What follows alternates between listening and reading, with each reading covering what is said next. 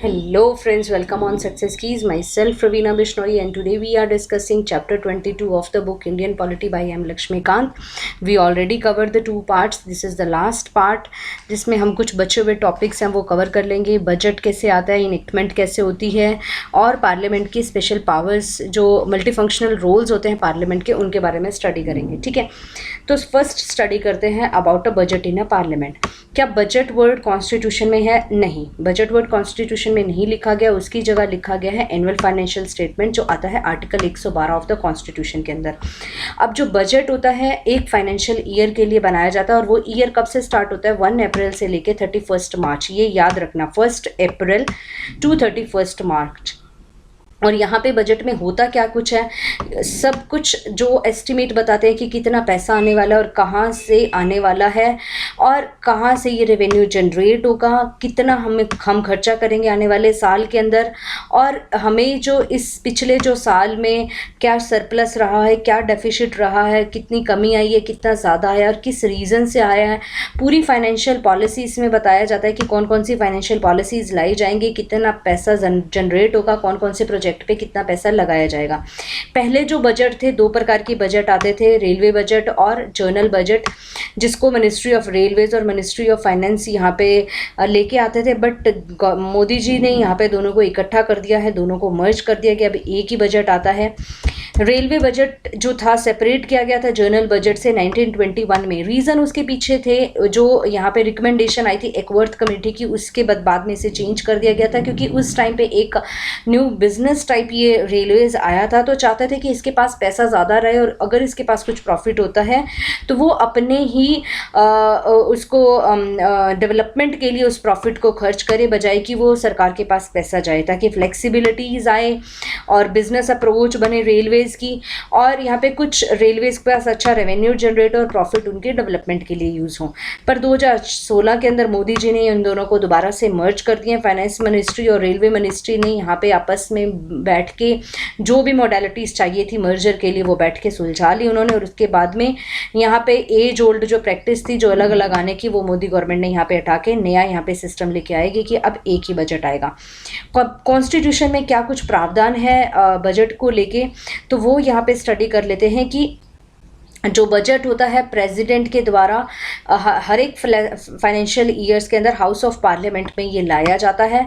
कोई भी demand for a grant यहाँ पे नहीं दी जा सकती विदाउट रिकमेंडेशन ऑफ प्रेसिडेंट. अब यहाँ पे डिमांड और ग्रांट के बारे में लिखा हुआ है. डिमांड की जब कोई भी मिनिस्ट्री को कुछ पैसा चाहिए होता है, उससे वो पैसा मिल जाता है जब उसके ऊपर जो पार्लियामेंट के अंदर वोटिंग हो जाती है. तो ये पैसा तब तक नहीं दिया जा सकता जब तक कि रिकमेंडेशन ना हो प्रेसिडेंट की. कोई भी पैसा कंसोलिडेटेड फंड ऑफ इंडिया में से नहीं निकाला जा सकता विदाउट उसके लिए एक बिल लाया जाता है, दैट इज़ अप्रोप्रिएशन बिल. कोई भी मनी जहाँ पे यहाँ पे कोई भी मनी बिल है जिसमें कि कोई टैक्स लगाना है, वो पार्लियामेंट के अंदर लाया जाता है with the recommendation of president. Money bill लाने के लिए हम देखते हैं ना कि यहाँ पे स्पीकर उसे डिसाइड करता है और वो आता है प्रेसिडेंट की रिकमेंडेशन पे. तो कोई भी पैसा, कोई भी बिल ऐसा जिसमें कोई टैक्स लगाना है तो प्रेसिडेंट की रिकमेंडेशन से ही आता है. कोई भी टैक्स लगाना और कलेक्ट करना बिना किसी कानून के हम नहीं कर सकते. पार्लियामेंट किसी भी टैक्स को रिड्यूस और अबॉलिश कर सकती है पर उसे इंक्रीज नहीं कर सकती. कॉन्स्टिट्यूशन में यहाँ पे डिफाइन है, वेरियस पोजीशंस यहाँ पे दिखाई गई हैं कि लोकसभा और राज्यसभा की क्या पोजीशंस हैं जब भी बजट पास किया जाता है. तो जैसे हम देखते हैं कि मनी बिल जो होता है, वहाँ पे जो मनी बिल होता है सिर्फ यहाँ पे लोकसभा के अंदर लाया जाता है, राज्यसभा के पास इसके अंदर कोई पावर नहीं है. जो भी डिमांड्स जो वोटिंग होती है जिन पे डिमांड्स के ऊपर जो फिर वो ग्रांट्स बनती हैं, वो लोकसभा में ही लाई जाती हैं, राज्यसभा के अंदर नहीं आती. राज्यसभा यहाँ पे मनी बिल को रिटर्न कर सकती है बट उसमें कुछ भी चेंजेस रिकमेंडेशंस देती तो हैं, बट वो मान्य हो या ना हो वो लोकसभा पे डिपेंड करता है. तो यहाँ पे देखते हैं कि राज्यसभा के पास फाइनेंस को लेके बहुत कम पावर्स होती हैं. जो एक्सपेंडिचर का एस्टीमेट होता है वो भी यहाँ पे सेपरेट यहाँ पे डाला जाता है, जिसमें एक होता है चार्ज ऑन एक्सपेंडिचर, एक होता है expenditure made from consolidated fund of India. तो अब ये दोनों आगे स्टडी करेंगे कि चार्ज ऑन और made from consolidated fund of India से क्या हम यहाँ पे समझते हैं। बजट में डिस्टिंग्विश किया जाता है कि जो रेवेन्यू से एक्सपेंडिचर होने वाला जो पैसा आया है उससे जो खर्चा हम करेंगे, और उसको अलग किया जाता है अदर एक्सपेंडिचर, जो अदर खर्चे होते हैं, कुछ बोरोइंग्स होती हैं जो बाहर से पैसा लिया जाता है, उनको अलग अलग किया जाता है। Expenditure charge on consolidated fund of India, उनको voting shall not be submitted to. जो expenditure charge on consolidated fund of India जो होते हैं उनको कभी भी उनकी वोटिंग नहीं होती, उनको सिर्फ डिस्कस किया जा सकता है पार्लियामेंट में, बट उनके ऊपर वोटिंग नहीं होती। अब ये चार्ज एक्सपेंडिचर होते क्या है? चार्ज एक्सपेंडिचर यहाँ पे बजट के अंदर दो प्रकार के होते हैं, एक तो होते हैं चार्ज अपॉन और एक होते हैं एक्सपेंडिचर मेड फ्रॉम। अब इसमें क्या होता है कि ये यहाँ पे लिखी हुई हैं कि जो चार्ज एक्सपेंडिचर होते हैं, जो नॉन वोटेबल वाली टाइप के होते हैं, वो एक्सपेंडिचर्स होते हैं, जैसे कि प्रेसिडेंट के सैलरीज, अलाउंसेस, मतलब इनके ऊपर कोई वोटिंग नहीं होती, बस ये डिस्कस करके डिसाइड कर लिया जाता है कि इतनी इनकी होगी, इतना अलाउंसेस होगा, ये कुछ ऐसे होता है, इन पर कोई वोटिंग नहीं होती। Salaries chairperson, deputy chairperson, salaries जो सुप्रीम कोर्ट के जज की, हाई कोर्ट के जज की, सैलरीज एम्प्लॉयज़ जो होती हैं कैग की, सैलरीज यूपीएससी के मेंबर्स की, एंड एडमिनिस्ट्रेटिव एक्सपेंस जो आते हैं सुप्रीम कोर्ट के। कोई भी यहाँ पे कोई भी जजमेंट को सेटिस्फाई करने के लिए जो पैसा सरकार के द्वारा दिया जाता है, वो कोई भी अदर एक्सपेंडिचर होते हैं जो पार्लियामेंट के द्वारा मान लिया जाता है कि इनको भी चार्ज किया जाएगा कंसोलिडेटेड फंड ऑफ इंडिया, या फिर कोई भी कर्जा जो सरकार के ऊपर है, जो फंड्स जो उनके डूब चुके हैं उनके ऊपर जो पैसा होता है वो भी सरकार के द्वारा दिया जाता है, only with the discussion not from the voting.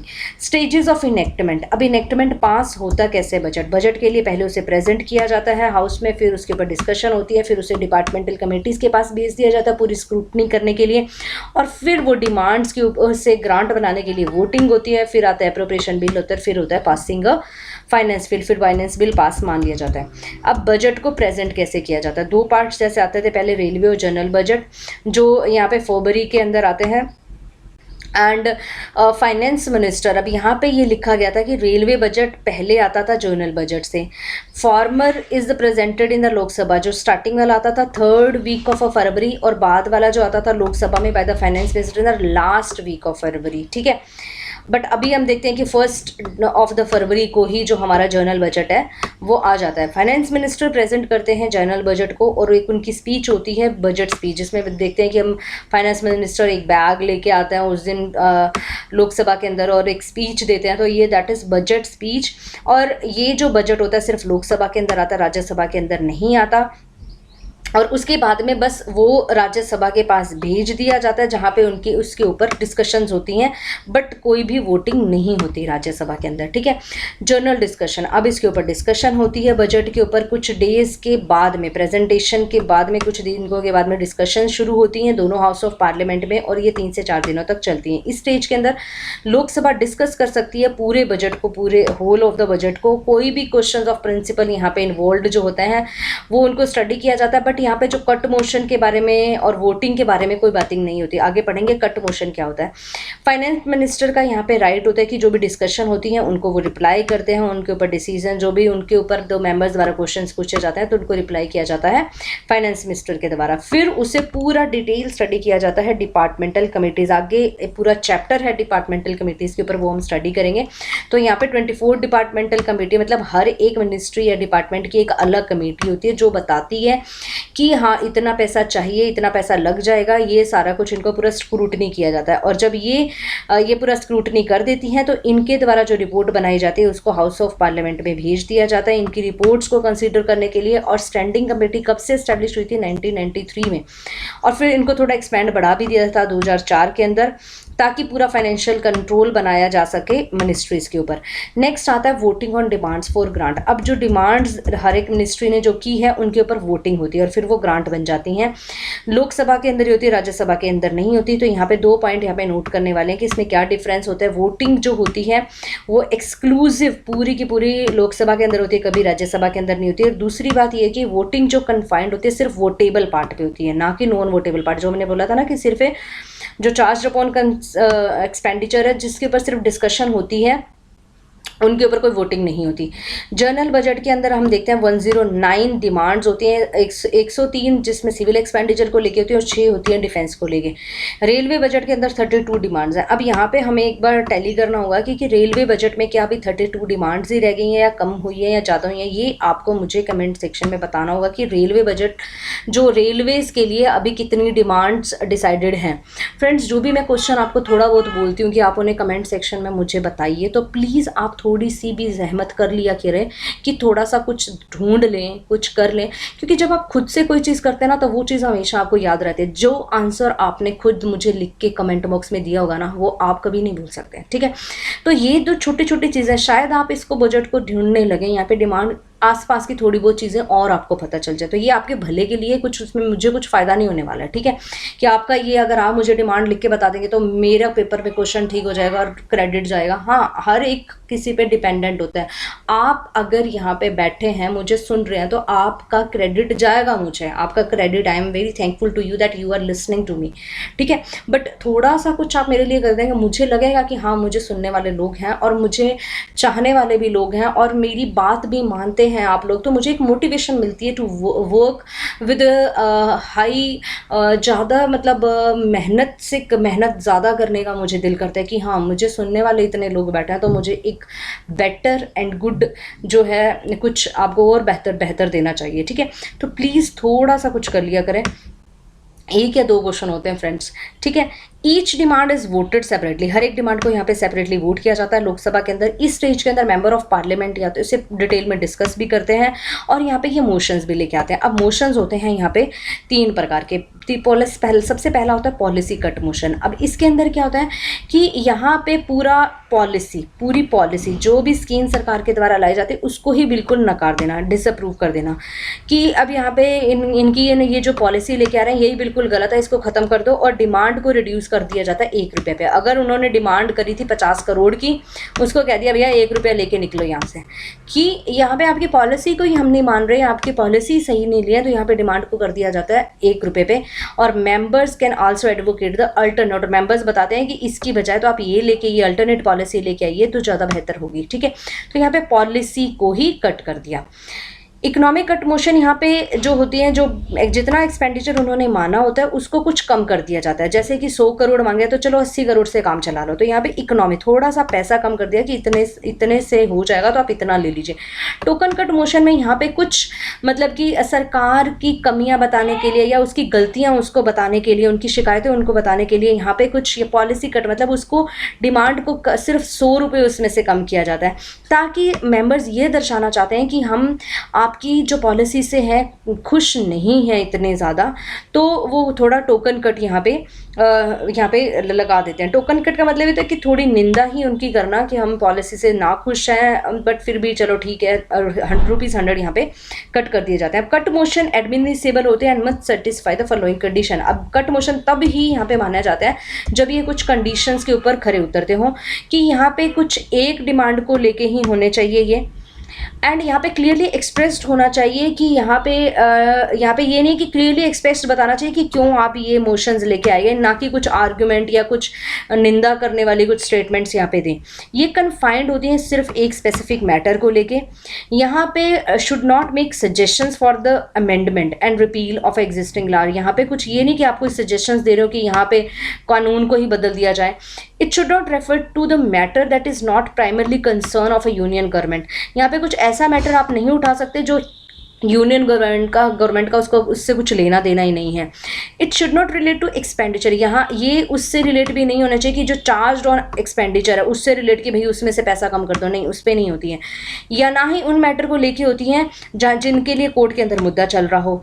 ये क्वेश्चन ऑफ प्रिविलेज को नहीं उठा सकते। अब आगे हम पढ़ेंगे फ्रेंड ये प्रिविलेज क्वेश्चन क्या होता है, ये क्वेश्चन ऑफ प्रिविलेज क्या होता है, इसके बारे में पूरा डिटेल में थोड़ा लास्ट में स्टडी है उसके बारे में पढ़ेंगे। ये उस क्वेश्चन ऑफ प्रिविलेज को नहीं उठा सकते, ना ही उस डिस्कशन को उठा सकते हैं जो ऑलरेडी सेशन के अंदर हो चुकी हैं, ना ही ये कोई छोटे मोटे मुद्दे कि भाई हाँ ये यहाँ पे फर्नीचर पे इतना खर्चा क्यों किया जा रहा है और चाय पानी इतनी ज़्यादा क्यों, समोसे क्यों साथ में खिलाए जाते हैं, ट्रिवियल मैटर यहाँ पे नहीं उठाए जा सकते। ठीक है, सिग्निफिकेंस ऑफ क्या क्यों लाए गए इन कट मोशन को, इनका महत्वपूर्ण क्यों है ये इतने कि ये इनिशिएशन करते हैं कि ताकि एक कंसंट्रेटेड डिस्कशन हो specific demand for a grant के लिए, कि एक डिस्कशन हो कि कितना पैसा दिया जा रहा है, क्यों दिया जा रहा है, क्यों होना चाहिए, क्या इससे कमी नहीं हो सकता, मतलब पूरा डिस्कशन होती है यहाँ पे प्रिंसिपल होता है responsible government by probing the activities of the government. यहाँ पे ये प्रिंसिपल क्या थे, एक रिस्पॉन्सिबल गवर्नमेंट होनी चाहिए, कि एक रिस्पॉन्सिबल गवर्नमेंट होने के नाते आपको इतने में काम कर देना चाहिए, या ये आपकी पॉलिसी सही नहीं है। तो मैं एक रिस्पॉन्सिबिलिटी गवर्नमेंट, एक उनके ऊपर एक भार होता है गवर्नमेंट के ऊपर, कि जो भी कुछ लेके आई जाती है ना स्कीम्स, वो बिल्कुल सटीक होती है कि उसके ऊपर इतने क्वेश्चंस नहीं आते, और अगर वो मोशंस लाए जाते हैं लोकसभा के अंदर, तो इसका मतलब होता है कि सरकार का अब जो है, अगर वो मोशन पास हो जाता है तो मतलब सरकार का कॉन्फिडेंस नहीं है, सरकार बिल्कुल गलत है, लोगों के हित के लिए कार्य नहीं कर रही है, और वो सरकार गिर जाती है। हाउएवर जो कट मोशन है उनकी इतनी प्रैक्टिस में यूटिलिटी नहीं है, इन प्रैक्टिस में इतनी यूटिलिटी नहीं है, बट ये जो चीज़ें जो होती हैं जिनसे ये महत्वपूर्ण होती है कि वो एक रिस्पॉन्सिबल गवर्नमेंट की तरफ रुख करवाती हैं, और यहाँ पे जो होती है कि डिमांड मतलब पैसा उतना ही मोस्टली मांगा जाता है जितना ज़रूरी होता है। ये नहीं कि कुछ करप्शन के लिए, हाँ होता है करप्शन, ये ऐसा नहीं मैं बोल रही कि बिल्कुल भी करप्शन नहीं होता है करप्शन, बट ये नहीं कि बहुत ज़्यादा डिमांड होती है। They are only moved and discussed in the house but not passed by the government. ये ज़्यादातर मूव्ड और डिस्कस्ड होते हैं हाउस में, बट नॉट पास्ड। मूव्ड होते हैं, डिस्कस्ड होते हैं, बट ये पास नहीं होते हैं। मूव भी किए जाते हैं पर पास नहीं होते, क्योंकि गवर्नमेंट के पास मेजॉरिटी होती है, इसलिए पास नहीं हो जाते। और अगर ये पास हो जाते हैं, इसका मतलब कि ये है कि पार्लियामेंट का कॉन्फिडेंस ही नहीं रहा है सभा के अंदर, और इसलिए उसे रिजाइन करना पड़ता है अगर पास हो जाते हैं। In the total 26 day are voting for, अब यहाँ पे 26 दिन दिए जाते हैं वोटिंग करने के लिए। लास्ट डे पे स्पीकर यहाँ पे रिमेनिंग जो डिमांड्स होते हैं उनको सीधा का सीधा बोल दिया जाता है कि अब आप इन पे वोट कर दीजिए, डिस्पोज कर देते हैं उनको, चाहे वो वोटिंग इसको डिस्कशन हो, मतलब उनका पूरा ग्लोटिन कर दिया जाता है। जैसे हमने देखा था कि उन डिमांड्स के ऊपर वोटिंग होती है, और अगर वो कुछ क्लॉजेज को नहीं डिस्कस कर पा रहे, अगर बहुत सारे क्लॉजेज हैं, तो आधों का ग्लोटिन करके सभी पे एक इकट्ठा वोटिंग हो जाती है जब टाइम की कमी होती है। पासिंग ऑफ एप्रोप्रिएशन, फिर पैसा निकालने के लिए एप्रोप्रिएशन बिल निकाला जाता है। अभी अब कंसोलिडेटेड फंड से पैसा लेना है, तो constitution state that no money shall be control. कोई कॉन्स्टिट्यूशन में ये लिखा है कि कोई भी पैसा निकाला नहीं जा सकता जब तक कि उसके लिए एप्रोप्रिएशन का लान नहीं लेके आया जाता। अकॉर्डिंगली एक एप्रोप्रिएशन बिल को इंट्रोड्यूस किया जाता है पैसा निकालने के लिए, और all money required to meet grants voted. अब ये मनी वो वाला मनी निकाला जाता है कि जो पैसा देना है लोकसभा के द्वारा जो वोटेड हो चुका है, और वो वाला पैसा जो चार्ज ऑन कंसोलिडेटेड, तो ये पैसा कंसोलिडेटेड फंड से निकाला जाता है विद द अप्रोप्रिएशन बिल।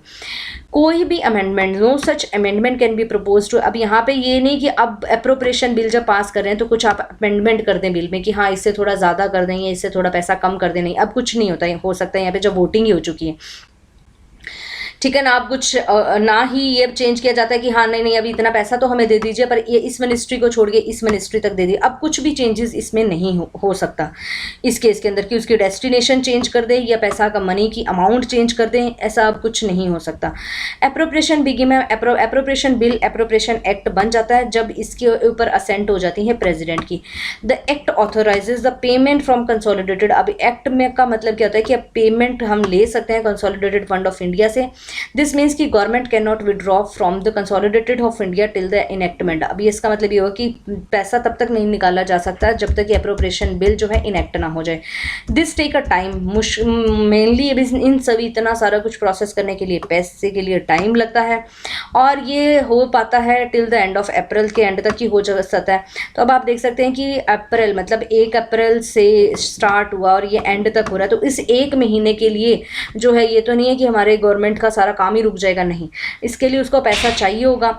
इस फंक्शनल डिफिकल्टी को दूर करने के लिए लोकसभा के अंदर एक और प्रोसीजर दिया गया है, that is vote on account. Vote on account की इस टाइम पीरियड के बीच में इस 1-2 महीने के लिए जो पैसा निकाला जाता है कि इतना पैसा बहुत होगा, इसको बोला जाता है वोट ऑन अकाउंट, ठीक है। और इसको पास किया जाता है एक जनरल डिस्कशन से, बजट जब ओवर हो जाती है, और इसमें मोस्टली ये जो पैसा दिया जाता है 2 महीने के लिए दिया जाता है for the amount 1/6 of the total estimation का, मतलब 2 महीने हम बोल सकते हैं ना कि 12 महीने डिवाइडेड बाय 2 मतलब 6, तो 1/6 ऑफ द मनी जो है इन 2 महीने के लिए दे दिया जाता है, जिसे बोल दिया जाता है वोट ऑन अकाउंट, ठीक है। तो ये याद रहेगा आपको। नेक्स्ट आता है passing of a finance bill. Finance bill को इंट्रोड्यूस किया जाता है to effect the financial proposal of the government of India financial year. Finance bill यहाँ पे पास कर दिया जाता है, जो भी फाइनेंशियल प्रपोजल चाहिए थे गवर्नमेंट को उनको पूरा करने के लिए फाइनेंस बिल लाया जाता है। इसमें सारी कंडीशन एप्लीकेबल वही होती हैं जो मनी बिल के अंदर, जैसे हमने पिछले पढ़ा था finance bill part 1, finance bill part 2। Unlike the appropriation, अब अप्रोप्रिएशन बिल की तरह जो amendments can be moved in a case of finance bills. अब यहाँ पे जो कह सकते हैं कि जैसे अप्रोप्रिएशन बिल में तो लास्ट में कोई चेंजेस नहीं हो सकते, पर यहाँ पे अमेंडमेंट्स हो सकते हैं फाइनेंस बिल्स के अंदर। According to the provisional collection of the taxes act 1931, finance bill must be enacted, passed by the parliament, assent होने चाहिए within the 75 days. 75 days के अंदर ये जो होता है फाइनेंस बिल यहाँ पे इनेक्ट और पास हो जाना चाहिए। फाइनेंस एक्ट लीगलाइज करता है income side of a budget को and complete the process of enactment of a finance act. जब पास हो जाता है तो ये जो इनकम साइड ऑफ बजट को लीगलाइज करता है, और यहाँ पे हम बोलते हैं कि जो इनेक्टमेंट ऑफ बजट है वो सारी जो प्रोसेस है वो ख़त्म हो चुकी है, ठीक है। नेक्स्ट आता है अदर ग्रांट। अब इन पैसा देने के फाइनेंस बिल से जो कुछ पैसा दिए जाता है, एप्रोप्रिएशन से जो charge from consolidated fund of India, सब इसके अलावा भी कुछ और पैसा दिया जाता है मिनिस्ट्रीज़ को या अदर डिपार्टमेंट को, उन्हें बोलते हैं अदर ग्रांट। कि बजट के अलावा भी कुछ ऑर्डिनरी एस्टिमेट ऑफ इनकम और एक्सपेंडिचर होते हैं जो यहाँ पे दिए जाते हैं कुछ स्पेशल सर्कमस्टांसिस के अंदर या एक्स्ट्रा ऑर्डिनरी कंडीशंस के ऊपर, जैसे कि सप्लीमेंट्री ग्रांट्स। जब यहाँ पे पार्लियामेंट ने अप्रोप्रिएशन एक्ट से कुछ पैसा किसी सर्विसेज के लिए दिया बट वो पैसा सफिशेंट नहीं था तो उसके लिए कुछ पैसा और चाहिए तो वो वहाँ पे दी जाती है उनको सप्लीमेंट्री ग्रांट। एडिशनल ग्रांट, यहाँ पे नीड आई कि जो additional expenditure upon some new services, कोई नई सर्विसेज लानी है not contemplated in the budget. उस टाइम पे उस बजट में वो चीज़ नहीं बताई गई थी और कोई नई सर्विसेज हमें अभी लेके आनी है तो वो होती हैं additional grant. Excess grant, excess grant में कि उस सर्विस के लिए जो पैसा दिया गया था उससे ज़्यादा पैसा खर्च हो चुका है, it is voted by the Lok Sabha after financial year. अब ज़्यादा पैसा खर्च हो चुका, पैसा तब उस सर्विस को पूरा करने के लिए दिया जाएगा पर बाद में उसके ऊपर वोटिंग कर दी जाएगी तो हाँ कि इतना पैसा दिया गया था वो ठीक था। Before the demands for excess are submitted to the Lok Sabha for voting they must be approved. अब जब यहाँ पे वोटिंग को प्रूव्ड, मतलब यहाँ पे वोटिंग के ऊपर जब वोटिंग होती है, डिमांड्स ग्रांट बनाई जाती हैं तो उससे पहले उसको अप्रूव्ड होना चाहिए public account committee of parliament. आगे स्टडी करेंगे पूरा पब्लिक अकाउंट, जैसे हम कहते हैं ना various standing committees of parliament को स्टडी करेंगे तो वहाँ पे यहाँ पे पब्लिक अकाउंट कमेटी के बारे में भी नेक्स्ट चैप्टर में हम स्टडी करने वाले हैं। नेक्स्ट आता है वोट ऑफ क्रेडिट। क्रेडिट में ये it is granted for a meeting N unexpected demand. कुछ अनएक्सपेक्टेड डिमांड आ गई हैं उसके लिए पैसा देना है, अपॉन द रिसोर्सेज, पैसा हमें सरकार से ही लेना है। When on account of magnitude और indefinite character of a services, जहाँ पे पता ना हो कि कितने टाइम, मतलब ये इनडेफिनिट कैरेक्टर उसका कुछ डिफाइंड नहीं है, और demand can not be stated with the details of ordinary given in a budget. Hence it is a blank cheque, मतलब कि अभी ये नहीं पता कि किस सर्विस के लिए खर्च होंगे, कितना, मतलब कितना पैसा खर्च होगा। Demand can not be stated with the details ordinary given, मतलब यहाँ पे डिटेल्स भी उसकी नहीं दी गई, जैसे पूरा बजट में उनकी डिटेल देनी पड़ती है। तो यहाँ पे एक ये हो गया कि एक ब्लैंक चेक दिया जाता है एग्जीक्यूटिव को लोकसभा के द्वारा कि ठीक है भैया खर्च लो जितना तुम्हें खर्चना है। Exceptional grant, exceptional grant it is granted for a special purpose and forms no part of a current services of any financial year. अब ये एक स्पेशल पर्पस के लिए खर्च होता है पैसा, इसके लिए कोई पहला नहीं कि पहले कोई करंट सर्विस अभी चल रही है, ये एक एक्सेप्शनल पर्पस स्पेशल पर्पस के लिए यूज़ होती है। नेक्स्ट होती है token grant. It is granted when a funds to meet a proposed expenditure on a new service can be made available by reappropriation। अब ये टोकन ग्रांट में होता है कि रीअप्रोप्रिएशन, मतलब कि कोई मिनिस्ट्री के कोई ये पैसा दिया था ना, मतलब एक मिनिस्ट्री है, दो मिनिस्ट्रीज, जैसे मान लीजिए कि एक मिनिस्ट्री को पैसे दिया गया 200 करोड़ रुपए, उसने वो पूरा पैसा उससे नहीं खर्च होने वाला साल में, तो उसने बोला कि चलो 20 करोड़ रुपए मैं इस चीज़ के लिए दे सकता हूँ, तो ये रीअप्रोप्रिएट, मतलब वहाँ से पैसे को ट्रांसफ़र कर दिया जाता है। रीअप्रोप्रिएशन में ट्रांसफ़र हो जाती है फंड्स की from one head to the another. It does not involve any, कोई ऐसा अलग से कोई एक्सपेंडिचर नहीं देना पड़ता, बस उस मिनिस्ट्री से लिखवाना पड़ता है कि ये पैसा हम आपका खर्च कर लेंगे, ठीक है। और स्पेशल किसी पर्पज़ के लिए Demand for grant or token sum of ₹1 is submitted to the vote of a Lok Sabha and if assented the fund are made available। तो जब यहाँ पे एक मतलब ये बोल दिया जाता है कि ₹1 के लिए ग्रांट दे दो, मतलब कि उससे परमिशन मांग ली जाती है लोकसभा से कि क्या हम ये पैसा इस चीज़ के लिए खर्च कर सकते हैं। तो यहाँ पे एक नई सर्विसेज के लिए वो पैसा खर्च कर लिया जाता है, बस उसमें एक मिनिस्ट्री से दूसरी मिनिस्ट्री तक ट्रांसफर होता है। सप्लीमेंट्री एडिशनल, अब यहाँ पे supplementary additional excess exceptional grant and vote of credit होते हैं, ये सारे रेगुलेटेड सेम प्रोसीजर से होते हैं जैसे कि एक रेगुलर बजट पास होता है, उनके लिए भी बिल्कुल वैसे ही प्रोसीजर लेके आना पड़ता है। ठीक है, एंड यहाँ पे हमने देख लिया। अब यहाँ पे अगर आप फ्रेंड्स बात करें कि अभी एक हमारा जो ये स्पेशल कंडीशन आ गई कि अभी जो कोविड-19 की जो सिचुएशन, अब सरकार ने यहाँ पे कैसे पैसा खर्च किया होगा या कैसा मतलब क्या प्रोसेस यहाँ पे इन्होंने लगाई होगी। तो कोविड के लिए बीट करने के लिए, जैसे कोविड-19 के लिए अब सरकार ने पैसा कहाँ से लिया, तो स्टेट डिजास्टर रिस्पांस फंड से भी पैसा उठाया, और यहाँ पे पीएम केयर्स फंड में जैसे सरकार ने पैसा इकट्ठा किया कि हमें बोला कि पीएम केयर फंड में आप डोनेट कीजिए, वहाँ पे दीजिए पीएम केयर्स फंड। अब पीएम केयर्स फंड का सिर्फ इतना ही नाम है, पीएम केयर्स का भी मतलब है PM citizen assistance and relief emergency situation. तो इसमें पैसा लोगों ने भेजा। पीएम नेशनल रिलीफ फंड में लोगों ने पैसा भेजा, जिससे कि यहाँ पे कुछ पैसा जनरेट हुआ ताकि सिचुएशंस को हम बहाल कर सकें, पूरी फैसिलिटीज़ हॉस्पिटल्स में प्रोवाइड करवा सकें। तो क्योंकि हमारी इकोनॉमी भी काफ़ी स्लो डाउन में चली गई, जैसे भी बोला जाता है कि जापान की इकोनॉमी जो है रिसेशन के अंदर आ गई है, तो हमारी इकोनॉमी भी गिर सकती है। तो ये इकोनॉमी गिरे ना, रिसेशन के अंदर ना आ पाए, तो इसलिए पैसा जनरेट करना होगा। अब सरकार ये कोशिश कर रही है कि टैक्स फ्री कोविड बॉन्ड्स भी लेके आया जाए, जिसमें 4% इंटरेस्ट रेट होगा और 6 साल के लिए का लॉक इन पीरियड होगा, ताकि लिक्विडिटी जो है मार्केट के अंदर आज आ पाए।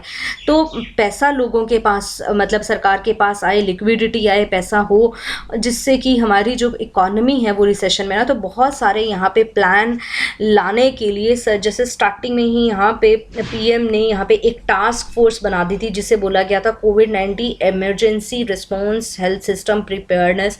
तो ये एक जो थी पीएम के द्वारा एक टास्क फोर्स टाइप ऑफ बनाई गई थी, जिसमें कोविड-19 इकोनॉमिक रिस्पांस टास्क फोर्स, जिसे नाम दिया गया कोविड-19 इकोनॉमिक रिस्पांस टास्क फोर्स, ताकि पैसे को कैसे यहाँ पे अगर इकोनॉमी स्लो डाउन होती है तो उसको कैसे यहाँ पे बीटअप किया जाए।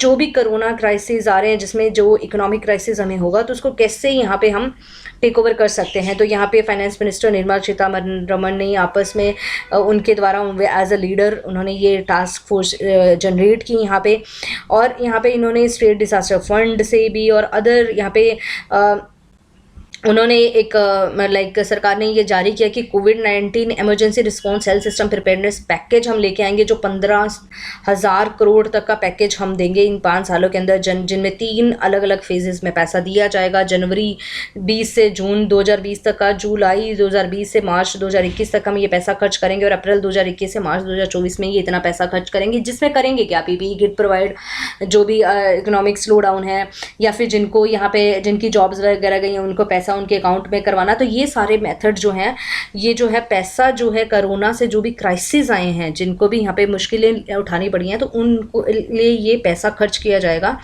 15,000 crore with in this 5 years। और ये हम देखते हैं कि ये काफ़ी बड़ा इनिशिएटिव था। अब देखते हैं कि ऐसे आगे कैसे ये फॉलोअप होता है। तो ये पैसा ऐसे यहाँ पे जनरेट होता है, ठीक है, कि कहाँ कहाँ से, और मतलब गवर्नमेंट में भी CRR को रिड्यूस कर दिया 4% से 3%, लोन्स जो थे उनको फ्रीज़ कर दिया, डिविडेंड्स को होल्ड कर दिया बैंकों ने यहाँ पे। तो ये सभी मेथड से यहाँ पे पैसा सरकार ने जनरेट किया और उन्हें फ्लो किया, ठीक है। नेक्स्ट आते हैं फंड्स। कॉन्स्टिट्यूशन ऑफ इंडिया में provide of 3 kinds of fund for central government. 3 kind के फंड है सरकार के पास। एक है कंसोलिडेटेड फंड, एक है पब्लिक अकाउंट ऑफ इंडिया, एक आता है कंटीजेंसी। ये याद करना है। Consolidated fund 266, public account of India भी 266, कॉन्टीजेंसी फंड आता है 267 में। कंसोलिडेटेड फंड ऑफ इंडिया होता क्या, इतना बार पढ़ लिया। Consolidated fund of charge upon charge from consolidated, ये क्या है?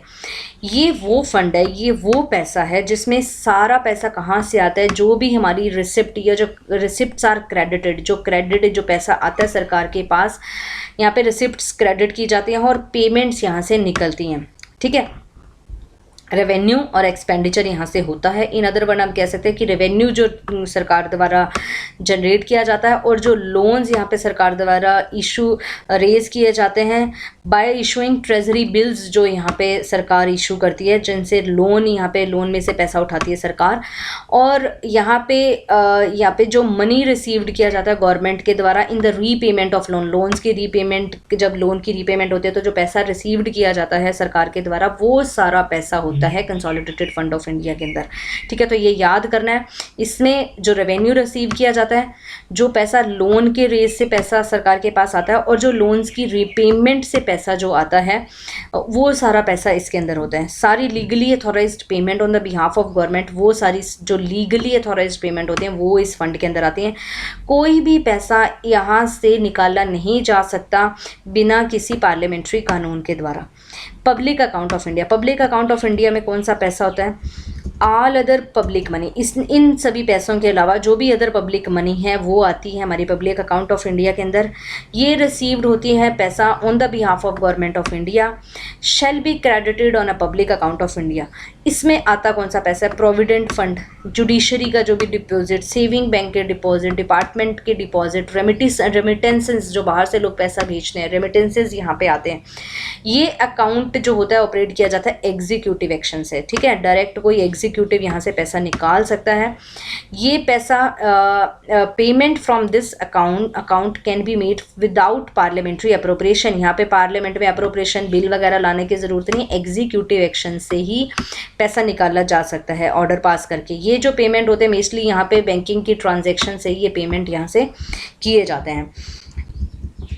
नेक्स्ट आता है contingency fund of India. Contingency fund of India में वो पैसा होता है जो यहाँ पे जो पैसा यहाँ पे इकट्ठा किया जाता है ताकि कोई अनफोर्सीन एक्सपेंडिचर, मतलब जिनका पता ही ना हो वो पैसा, वैसी कोई सिचुएशन पैदा हो जाए तो उस केस में कुछ पैसा सरकार के द्वारा सेफ रखा जाता है कंटीजेंसी फंड के अंदर। और इस जो फंड जो हेल्ड करता है फाइनेंस सेक्रेटरी के द्वारा हेल्ड किया जाता है on the behalf of president.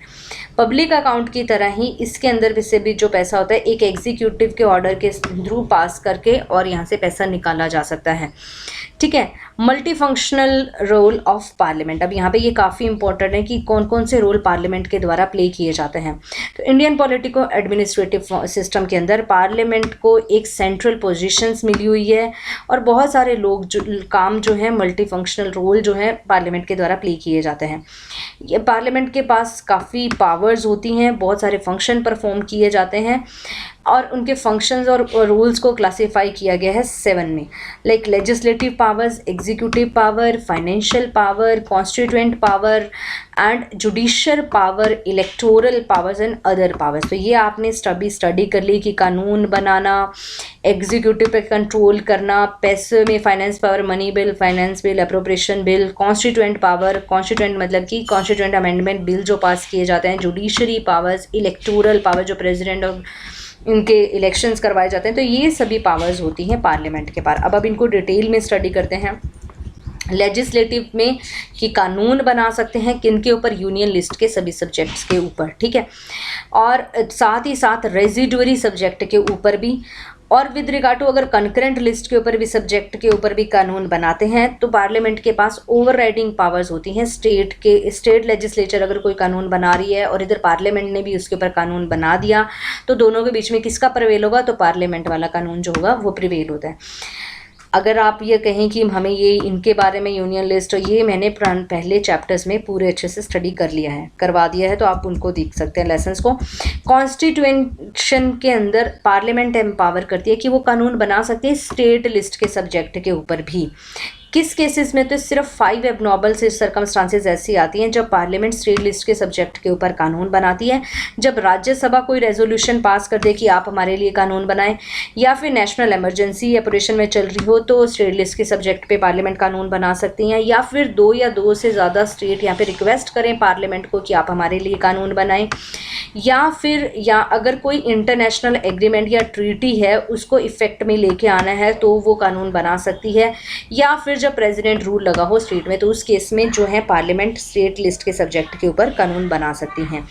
कोई भी ऑर्डिनेंस जो प्रेसिडेंट के द्वारा पास किया जाता है वो पार्लियामेंट में अप्रूव्ड हो जाना चाहिए विद इन 6 वीक्स, जब वो दोबारा से रीअसेंबल होती है। कोई भी जब ऑर्डिनेंस इनऑपरेटिव हो जाता है, अगर वो अप्रूव्ड ना हो इस टाइम पीरियड के अंदर, तो पार्लियामेंट एक स्केलेटन है, मतलब जो बोलते हैं ना हमारे बॉडी का जो स्केलेटन होता है, पूरी हड्डी अस्थि पिंजर जो है हमारे, वो एक स्केलेटन है जो अथोराइज करती है एग्जीक्यूटिव को कि अब ये स्केलेटन बन गया, तो अब उसके ऊपर हड्डी, मांस, नाखून वगैरह ये सब कुछ बन जाते हैं। तो पहले एक जो ये पूरा जो स्केलेटन जो बना के दिया, वो किसने बना के दिया? इस पार्लियामेंट ने, कि अब आप एग्जीक्यूटिव क्या कर सकते हो, उसको उसके ऊपर नए कोई रूल्स और रेगुलेशंस उसके थ्रू बना सकते हो, और जिसे बोलते हैं डेलीगेटेड लेजिस्लेशन। अब यहाँ पे पार्लियामेंट ने ये जो लेजिस्लेशंस को डेलीगेट कर दिया, किसके पास में? एग्जीक्यूटिव के पास में, ये बना के डेलीगेट कर दिया। तो ये जो रूल्स और रेगुलेशंस जो बनाई जाती हैं वो भी पार्लियामेंट से पहले पास करवानी पड़ती हैं, ठीक है, उसके बाद में ही वो बनते हैं rules. Executive powers and functions है। एग्जीक्यूटिव पावर्स क्या होती हैं? कॉन्स्टिट्यूशन ऑफ इंडिया में पार्लियामेंट्री फॉर्म ऑफ गवर्नमेंट है जिनके अंदर एग्जीक्यूटिव जो होता है वो रिस्पॉन्सिबल होता है पार्लियामेंट के। ऐसा नहीं है कि एग्जीक्यूटिव अपनी मर्जी से कार्य कर सकते हैं, जैसे कि हमने पढ़ा कि जो उनकी रिस्पॉन्सिबिलिटी फॉर दिस रिस्पॉन्सिबिलिटी होती है उनकी collective responsibilities and individual responsibilities. तो अगर वो पावर में है, अगर वो कॉन्फिडेंस नहीं गेन करते, तो उन्हें पार्लियामेंट में अगर उनका कॉन्फिडेंस नहीं है तो उन्हें लूज़ करना पड़ता है। तो ये कैसे कंट्रोल कर सकती है पार्लियामेंट का एग्जीक्यूटिव पे? तो पार्लियामेंट के अंदर कुछ प्रोसीजर होते हैं, जैसे 0 hour, half an hour discussion, short duration discussion, calling attention motion discussion and adjournment motion, no confidence motion, censure motion, निंदा प्रस्ताव वगैरह ला के वो मिनिस्टर्स के को कंट्रोल कर सकती हैं। तो ये सुपरवाइज करते हैं कि एग्जीक्यूटिव की सारी जो एक्टिविटीज़ होती हैं वो उनको सुपरवाइज किया जाता है पार्लियामेंट्री कमेटीज़ के द्वारा। Committee on a government assurance, committee on a subordinate legislation and committee on a petitions, इनके द्वारा इनके जो एक्टिविटीज़ जो होती हैं एग्जीक्यूटिव्स की, उनको सुपरवाइज और कंट्रोल किया जाता है, ठीक है। मिनिस्टर्स जैसे हम देखा कि कलेक्टिवली रिस्पॉन्सिबल होते हैं पार्लियामेंट में, जनरल और लोकसभा में पर्टिकुलर। तो ये कलेक्टिव रिस्पॉन्सिबिलिटी और इंडिविजुअल रिस्पॉन्सिबिलिटी के थ्रू हर एक मिनिस्टर इंडिविजुअली रिस्पॉन्सिबल होता है अपने कार्यों के लिए। इसका मतलब ये हो गया कि जब तक कि वो कॉन्फिडेंस एंजॉय करते हैं तब तक कि वो रह सकते हैं। तो पार्लियामेंट का कंट्रोल हो गया मिनिस्ट्री के ऊपर। इन अदर वर्ड्स हम कह सकते हैं कि काउंसिल ऑफ मिनिस्टर को हटाया जा सकता है अपने ऑफिस से लोकसभा के द्वारा by passing no confidence motion. Lok Sabha express करती हैं lack of confidence in the government in the following ways. अब लोकसभा यहाँ पे जब उसका एक्सप्रेस होता है कि अब उसका कॉन्फिडेंस नहीं रहा है, वो किस केस में? अगर by not passing a motion of thanks, अगर हमने जो पढ़ा था मोशन ऑफ थैंक्स जो था प्रेसिडेंट का, जो फर्स्ट सेशन के अंदर दिया जाता है या फाइनेंशियल ईयर्स के स्टार्टिंग में दिया जाता है, तो अगर वो मोशन पास नहीं होता तो मतलब इसका मतलब ये हो गया कि जो सरकार का जो कॉन्फिडेंस है वो नहीं रहा अभी लोकसभा के अंदर। अगर किसी मनी बिल को रिजेक्ट कर दिया जाता है, अगर सेंशर मोशन, निंदा प्रस्ताव है या एडजर्नमेंट मोशन है, वो पास हो जाते हैं, या फिर किसी वाइटल इशू को लेकर सरकार जो है वो हार चुकी हो, या फिर कट मोशंस जो हैं वो पास हो गए, तो इन सभी केसेस के अंदर जो सरकार का दिखता है कि अब सरकार का जो है कॉन्फिडेंस, गवर्नमेंट का कॉन्फिडेंस है वो लोकसभा में नहीं रहा है, तो फिर अगेंस्ट नो कॉन्फिडेंस मोशन ला के इनको हटाया जा सकता है। Therefore, the first function of the parliament can be said to select the group which is to form the government, support, sustain it in power and long as enjoy its confidence. तो parliament का क्या है कि वो ऐसे group को select करती हैं। पार्लियामेंट का सबसे पहले काम तो क्या हो गया कि पार्लियामेंट ही, जैसे पार्लियामेंट के लोकसभा के अंदर ही वो सरकार को यहाँ पे चुनती हैं, उनको सपोर्ट करती हैं जब तक कि वो पावर में नहीं जब तक वो पावर में रहते हैं, और जब उनका कॉन्फिडेंस ख़त्म होने लगता है तो वो उसको हटा भी सकते हैं, ठीक है। नेक्स्ट आता है financial powers and function. Financial powers में हमने स्टडी कर लिया था कि वो जो मनी बिल्स वगैरह जो उसके लिए जो पावर्स हैं फाइनेंस बिल्स के लिए, वो सारी पावर्स किसके हाथ में होती है? पार्लियामेंट के हाथ में होती है। कोई भी टैक्स लगाना है, कलेक्ट करना है, कोई भी खर्चा जो करना है, वो सारा किससे? अप्रूवल ऑफ पार्लियामेंट से ही पास होना पड़ता है। पार्लियामेंट पूरा स्क्रूटिनाइज भी करती है कि सरकार द्वारा किए गए खर्चे, फाइनेंशियल जो परफॉर्मेंस है with the help of financial committees की हेल्प से पूरी डिटेल स्टडी करती हैं। इसमें आती हैं हमारी public account committee, estimate committee, committee on a public undertaking. ये सारी जो कमेटीज़ होती हैं मिलके अच्छी तरह से स्क्रूटिनाइज करते हैं कि सरकार के द्वारा पैसा जो स्पेंड किया जा रहा है या जो फाइनेंशियल क्या परफॉर्मेंस रही है सरकार की। They bring out the cases of illegal. ये सारी जो कमेटीज़ हैं ये हमें बताती हैं कि कौन सा पहला पैसा इलीगल, इरेगुलर या अनऑथोराइज्ड या इम्प्रॉपर यूसेज उसका किया गया या वेस्टेज किया गया या पानी की तरह बहा दिया गया फालतू में सरकार जनता का पैसा। तो ये कमेटीज़ हमें पूरी ये इनके ऊपर रिपोर्ट देती हैं। Therefore parliamentary control over executive and financial matter, 2 stages के अंदर वो कंट्रोल करती हैं। सबसे पहला तो बजट के थ्रू कंट्रोल करती हैं, बजटरी कंट्रोल किया जाता है। That is control before the appropriation of grant. मतलब किसी को क्या ग्रांट देनी है तो इसके ऊपर वो कंट्रोल कर सकते हैं कि कंट्राक्ट को कम ज़्यादा कर सकते हैं, बजटरी कंट्रोल कर सकती हैं। दूसरा होता है कि अगर बजट पास भी हो गया तो उसके बाद में पोस्ट बजटरी कंट्रोल जो फाइनेंशियल कमेटीज़ के द्वारा किया जाता है कि ये जो ये दे बताती हैं कि अगर हाँ पैसा पास हो गया है, मिनिस्ट्रीज को मिल गया, तो उन्होंने उस पैसे को कैसे खर्च किया, सही किया, गलत किया, कहीं कहाँ ज़्यादा लगाया, कहाँ कम लगाया। तो ये पोस्ट बजटरी कंट्रोल होता है। Budget is based on principle of annuality. बजट सालाना आता है, हर साल आता है। पार्लियामेंट मनी ग्रांट करती है गवर्नमेंट को एक फाइनेंशियल ईयर के लिए। अगर ग्रांटेड मनी को सही ढंग से नहीं यहाँ पे स्पेंड किया गया एंड ऑफ द फाइनेंशियल, तो यहाँ पे balance then the balance expire and return. अब यहाँ पे अगर सरकार के द्वारा पैसा ग्रांट किया गया किसी भी मिनिस्ट्री को, जैसे कि यहाँ पे 100 करोड़ रुपए दे गया, अगर पूरे पैसा नहीं लगा साल के अंदर, तो जो बचा हुआ पैसा है, मतलब कि 70 करोड़ लगे हैं, 30 करोड़, तो वो बचा हुआ पैसा है वापस कंसोलिडेटेड फंड ऑफ इंडिया में आ जाता है, जिससे बोलते हैं रूल ऑफ लैप्स। ठीक है, इससे फैसिलिटेट किया जाता है, ये फैसिलिटेट ताकि फाइनेंशियल कंट्रोल बना रहे पार्लियामेंट का, और कोई भी जो रिजर्व फंड है वो ना इकट्ठे हों किसी मिनिस्ट्री के पास में। तभी हम देखते हैं कि मार्च एंडिंग के अंदर हम देखते हैं कि काफ़ी ज़्यादा पैसा रश होता है इस फंड के अंदर, जिससे बोलते हैं मार्च रश। ठीक है, नेक्स्ट आता है constituent powers and function. Constituent power की कॉन्स्टिट्यूशन के थ्रू पावर, जो अमेंडमेंट, कॉन्स्टिट्यूशन अमेंडमेंट है, वो सारे के पार्लियामेंट के पास पावर है कि वो अमेंड कर सकती है कॉन्स्टिट्यूशन को। ठीक है, किसी भी प्रोविजन को, किसी भी कुछ ऐड कर सकती है, अमेंडमेंट ला सकती है, या कोई भी कानून जो एक्ट है उसको रिपील भी कर सकती है। मेजर पार्ट ऑफ कॉन्स्टिट्यूशन को अमेंड किया जाता है पार्लियामेंट के द्वारा स्पेशल मेजॉरिटी से। ठीक है, that is majority more than 50% of a total membership of each house and majority of not less than 2/3 of members of a present and voting। कुछ अदर प्रोविजन है कॉन्स्टिट्यूशन के जिन्हें simple majority से पास किया जा सकता है, प्रेजेंट एंड वोटिंग की मेजॉरिटी होनी चाहिए। इसके अलावा कुछ ऐसे प्रोविजन भी होते हैं जो यहाँ पे दोनों के जो संघीय व्यवस्था को बनाए रखने वाले होते हैं, उनके लिए हम देखते हैं कि half of the state legislature, मतलब half of the state legislature से भी वहाँ पे उनकी कंसेंट होना ज़रूरी है। तो यहाँ पे इन सभी केसेस के अंदर हम देखते हैं कि पूरी पावर किसके हाथ में होती है? पार्लियामेंट के हाथ में होती है। पावर स्टेट लेजिस्लेचर के पास में कम ही होती है। सिर्फ एक एक्सेप्शन भी होती है, जैसे जिसमें संघीय व्यवस्था को ध्यान में रखना होता है, तो उसमें यहाँ पे स्टेट लेजिस्लेचर के पास कंसेंट होना भी ज़रूरी होती है। तो वहाँ पे एक एक्सेप्शन होता है कि state legislature can pass a resolution requesting the parliament for creation abolition of. यहाँ पे एक एक्सेप्शन ये होता है कि स्टेट लेजिस्लेचर यहाँ पे रेजोल्यूशन पास कर सकती हैं जब अगर कहीं पे किसी स्टेट में लेजिस्लेटिव काउंसिल बनानी हो स्टेट में, तो ये एक एक्सेप्शन है। इस केस में स्टेट के पास पावर होती है। Based on the resolution parliament यहाँ पे अमेंड कर सकती है कॉन्स्टिट्यूशन को, और to some of the parliament क्या अमेंड कर सकती है, मतलब हम यहाँ पे कह सकते हैं कि पार्लियामेंट अमेंड कर सकती है सिंपल मेजॉरिटी से, कॉन्स्टिट्यूशन को स्पेशल मेजॉरिटी से, या फिर स्पेशल मेजॉरिटी जिसमें कुछ स्टेट लेजिस्लेचर की कंसेंट होना भी ज़रूरी ज़रूरी है। तो इन सभी मेथड से पार्लियामेंट जो है पूरा कंट्रोल करती है कॉन्स्टिट्यूशन के ऊपर भी और उसको अमेंड कर सकती हैं। सिर्फ ये एक केस है कि जहाँ पे स्टेट का हाथ होता है कि अगर स्टेट्स के अंदर लेजिस्लेटिव काउंसिल बनाई जानी है तो स्टेट यहाँ पे रेजोल्यूशंस लेके आती हैं और पार्लियामेंट के द्वारा, और पार्लियामेंट उसको क्रिएट या अबॉलिट कर सकता है लेजिस्लेटिव काउंसिल को।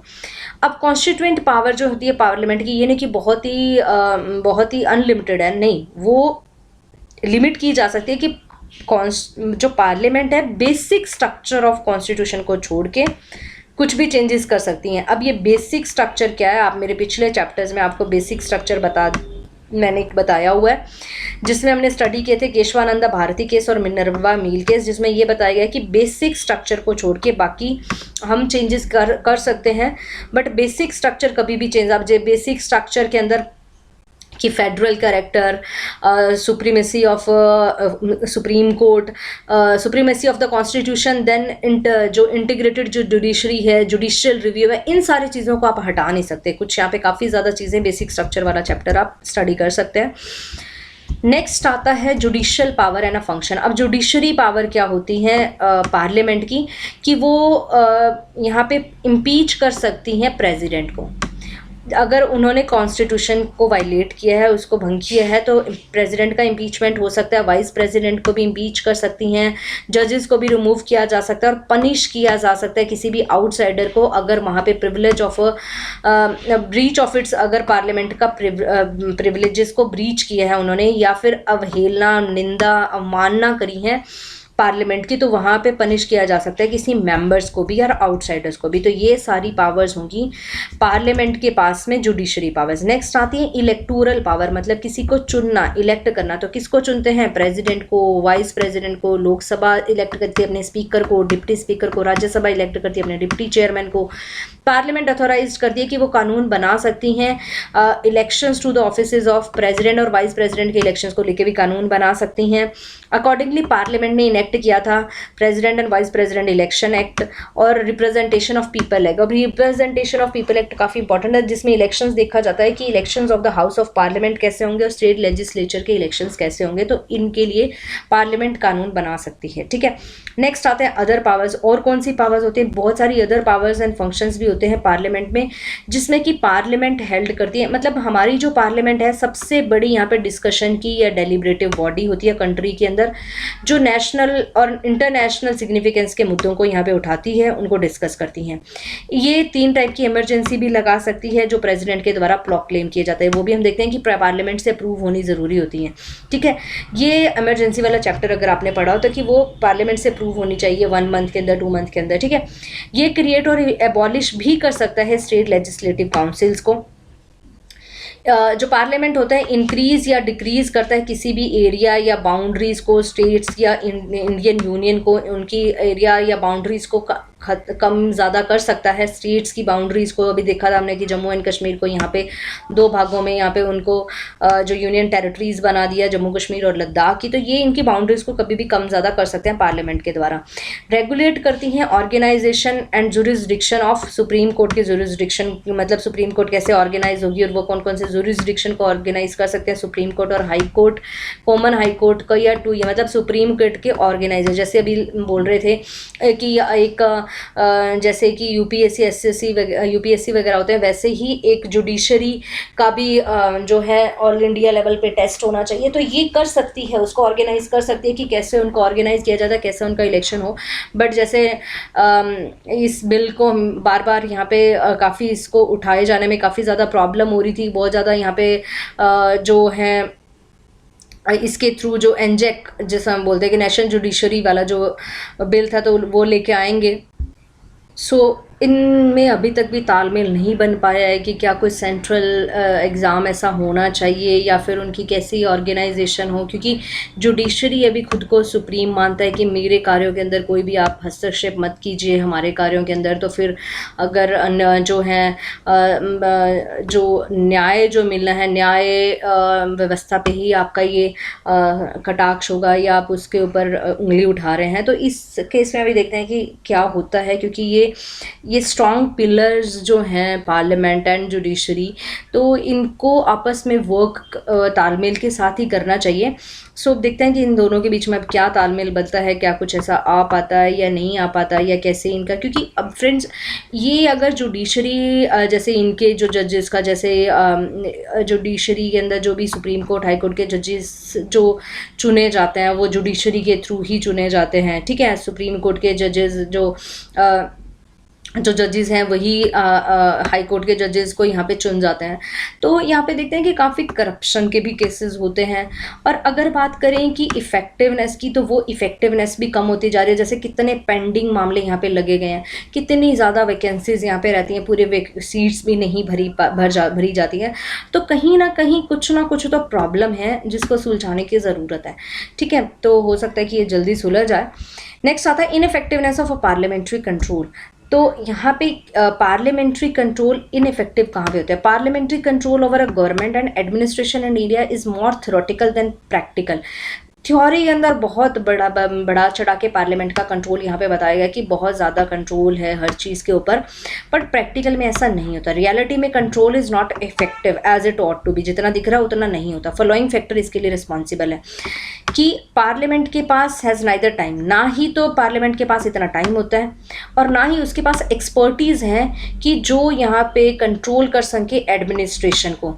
जो एडमिनिस्ट्रेशन इतना वास्ट, हमारा एडमिनिस्ट्रेशन है वो इतना वास्टली बढ़ गया है कि उसको कंट्रोल करें। अब एडमिनिस्ट्रेशन में collector, deputy collector, SP, DSP वगैरह, इतना बड़ा वास्ट एडमिनिस्ट्रेशन, एग्जीक्यूटिव हमारा इतना वास्ट है, तो उसको कंट्रोल करना एक पार्लियामेंट के हाथ में नहीं है और ना ही उसके पास इतने एक्सपर्टीज़ हैं। पार्लियामेंट फाइनेंशियल कंट्रोल वो हिंडर होता है क्योंकि टेक्निकल नेचर, जो फाइनेंस बिल वगैरह जो पास किया जाता है उनका नेचर काफ़ी टेक्निकल होता है। Of the demands of grant, parliamentarian के पास इतनी नॉलेज ही नहीं है कि उन टेक्निकल नेचर को समझ पाएँ कि भाई किस चीज़ के लिए पैसा, कहाँ पैसा खर्च होगा। उनके पास ये नॉलेज ही नहीं होती, क्या वो उतना जो पैसा मांग रहे हैं क्या वो सही मांग रहे हैं, क्या उससे कम में भी। तो टेक्निकल उनके पास लेमैन है, वो मतलब उनको नहीं मालूम है इस चीज़ के बारे में, मतलब जो कहते हैं अनजान है उन चीज़ों से। Legislative leadership lies with the executive and it plays a significant role in formulating the policies. जो legislative leaderships होती हैं वो ही लोग बाद में executive के साथ लाई करते हैं, तो ये ही हमारे policies बनाते हैं। अब ये जो MPs वगैरह होते हैं इन्हीं में से ही ये कुछ मिनिस्टर्स होते हैं और यही पॉलिसीज़ बनाने में हेल्प करते हैं। तो फिर हम देखते हैं कि कंट्रोल जो है वो यहाँ पे the very size of a parliament is too large and unmanageable to be effective.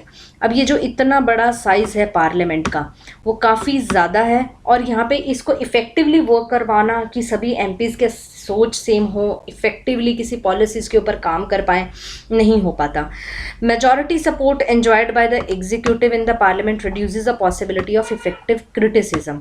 जो सपोर्ट होती हैं मेजॉरिटी सपोर्ट, क्योंकि एग्जीक्यूटिव जो है, जो मिनिस्टर्स वगैरह जो होते हैं उनको मेजॉरिटी सपोर्ट मिली होती है पार्लियामेंट के अंदर, ठीक है, क्योंकि वही जो मेजॉरिटी पार्टी होती है उसी के ही मेंबर्स जो हैं कैबिनेट मेंबर्स वो एग्जीक्यूटिव के अंदर वर्क कर रहे होते हैं एंड रिड्यूसेस द, ताकि फिर उनकी जो पॉलिसीज़ इनके द्वारा, जो एग्जीक्यूटिव के द्वारा जो पॉलिसीज़ लाई जाती हैं उनका क्रिटिसिज्म ही नहीं हो पाता। फाइनेंशियल कमेटीज़ जो होती हैं, पब्लिक अकाउंट कमेटी या जो एग्जामिन करती हैं कि पैसा खर्च कहाँ पे किया गया, जो एग्जीक्यूटिव के द्वारा पैसा खर्च किया, दे हैव, मतलब ये तब यहाँ पे एग्जामिन करती हैं जब वो पूरा पैसा खर्च ही हो जाता है, expenditure after it has been incurred. जब एग्जीक्यूटिव के द्वारा वो पहला पैसा खर्च किया जाता है उसके बाद में वो एग्जामिन करते हैं कि कहाँ खर्च किया, ये गलत खर्च कर दिया या पानी की तरह बहा दिया, तो उसका क्या मतलब है? इनका तो काम फिर पोस्टमार्टम वर्क हो गया।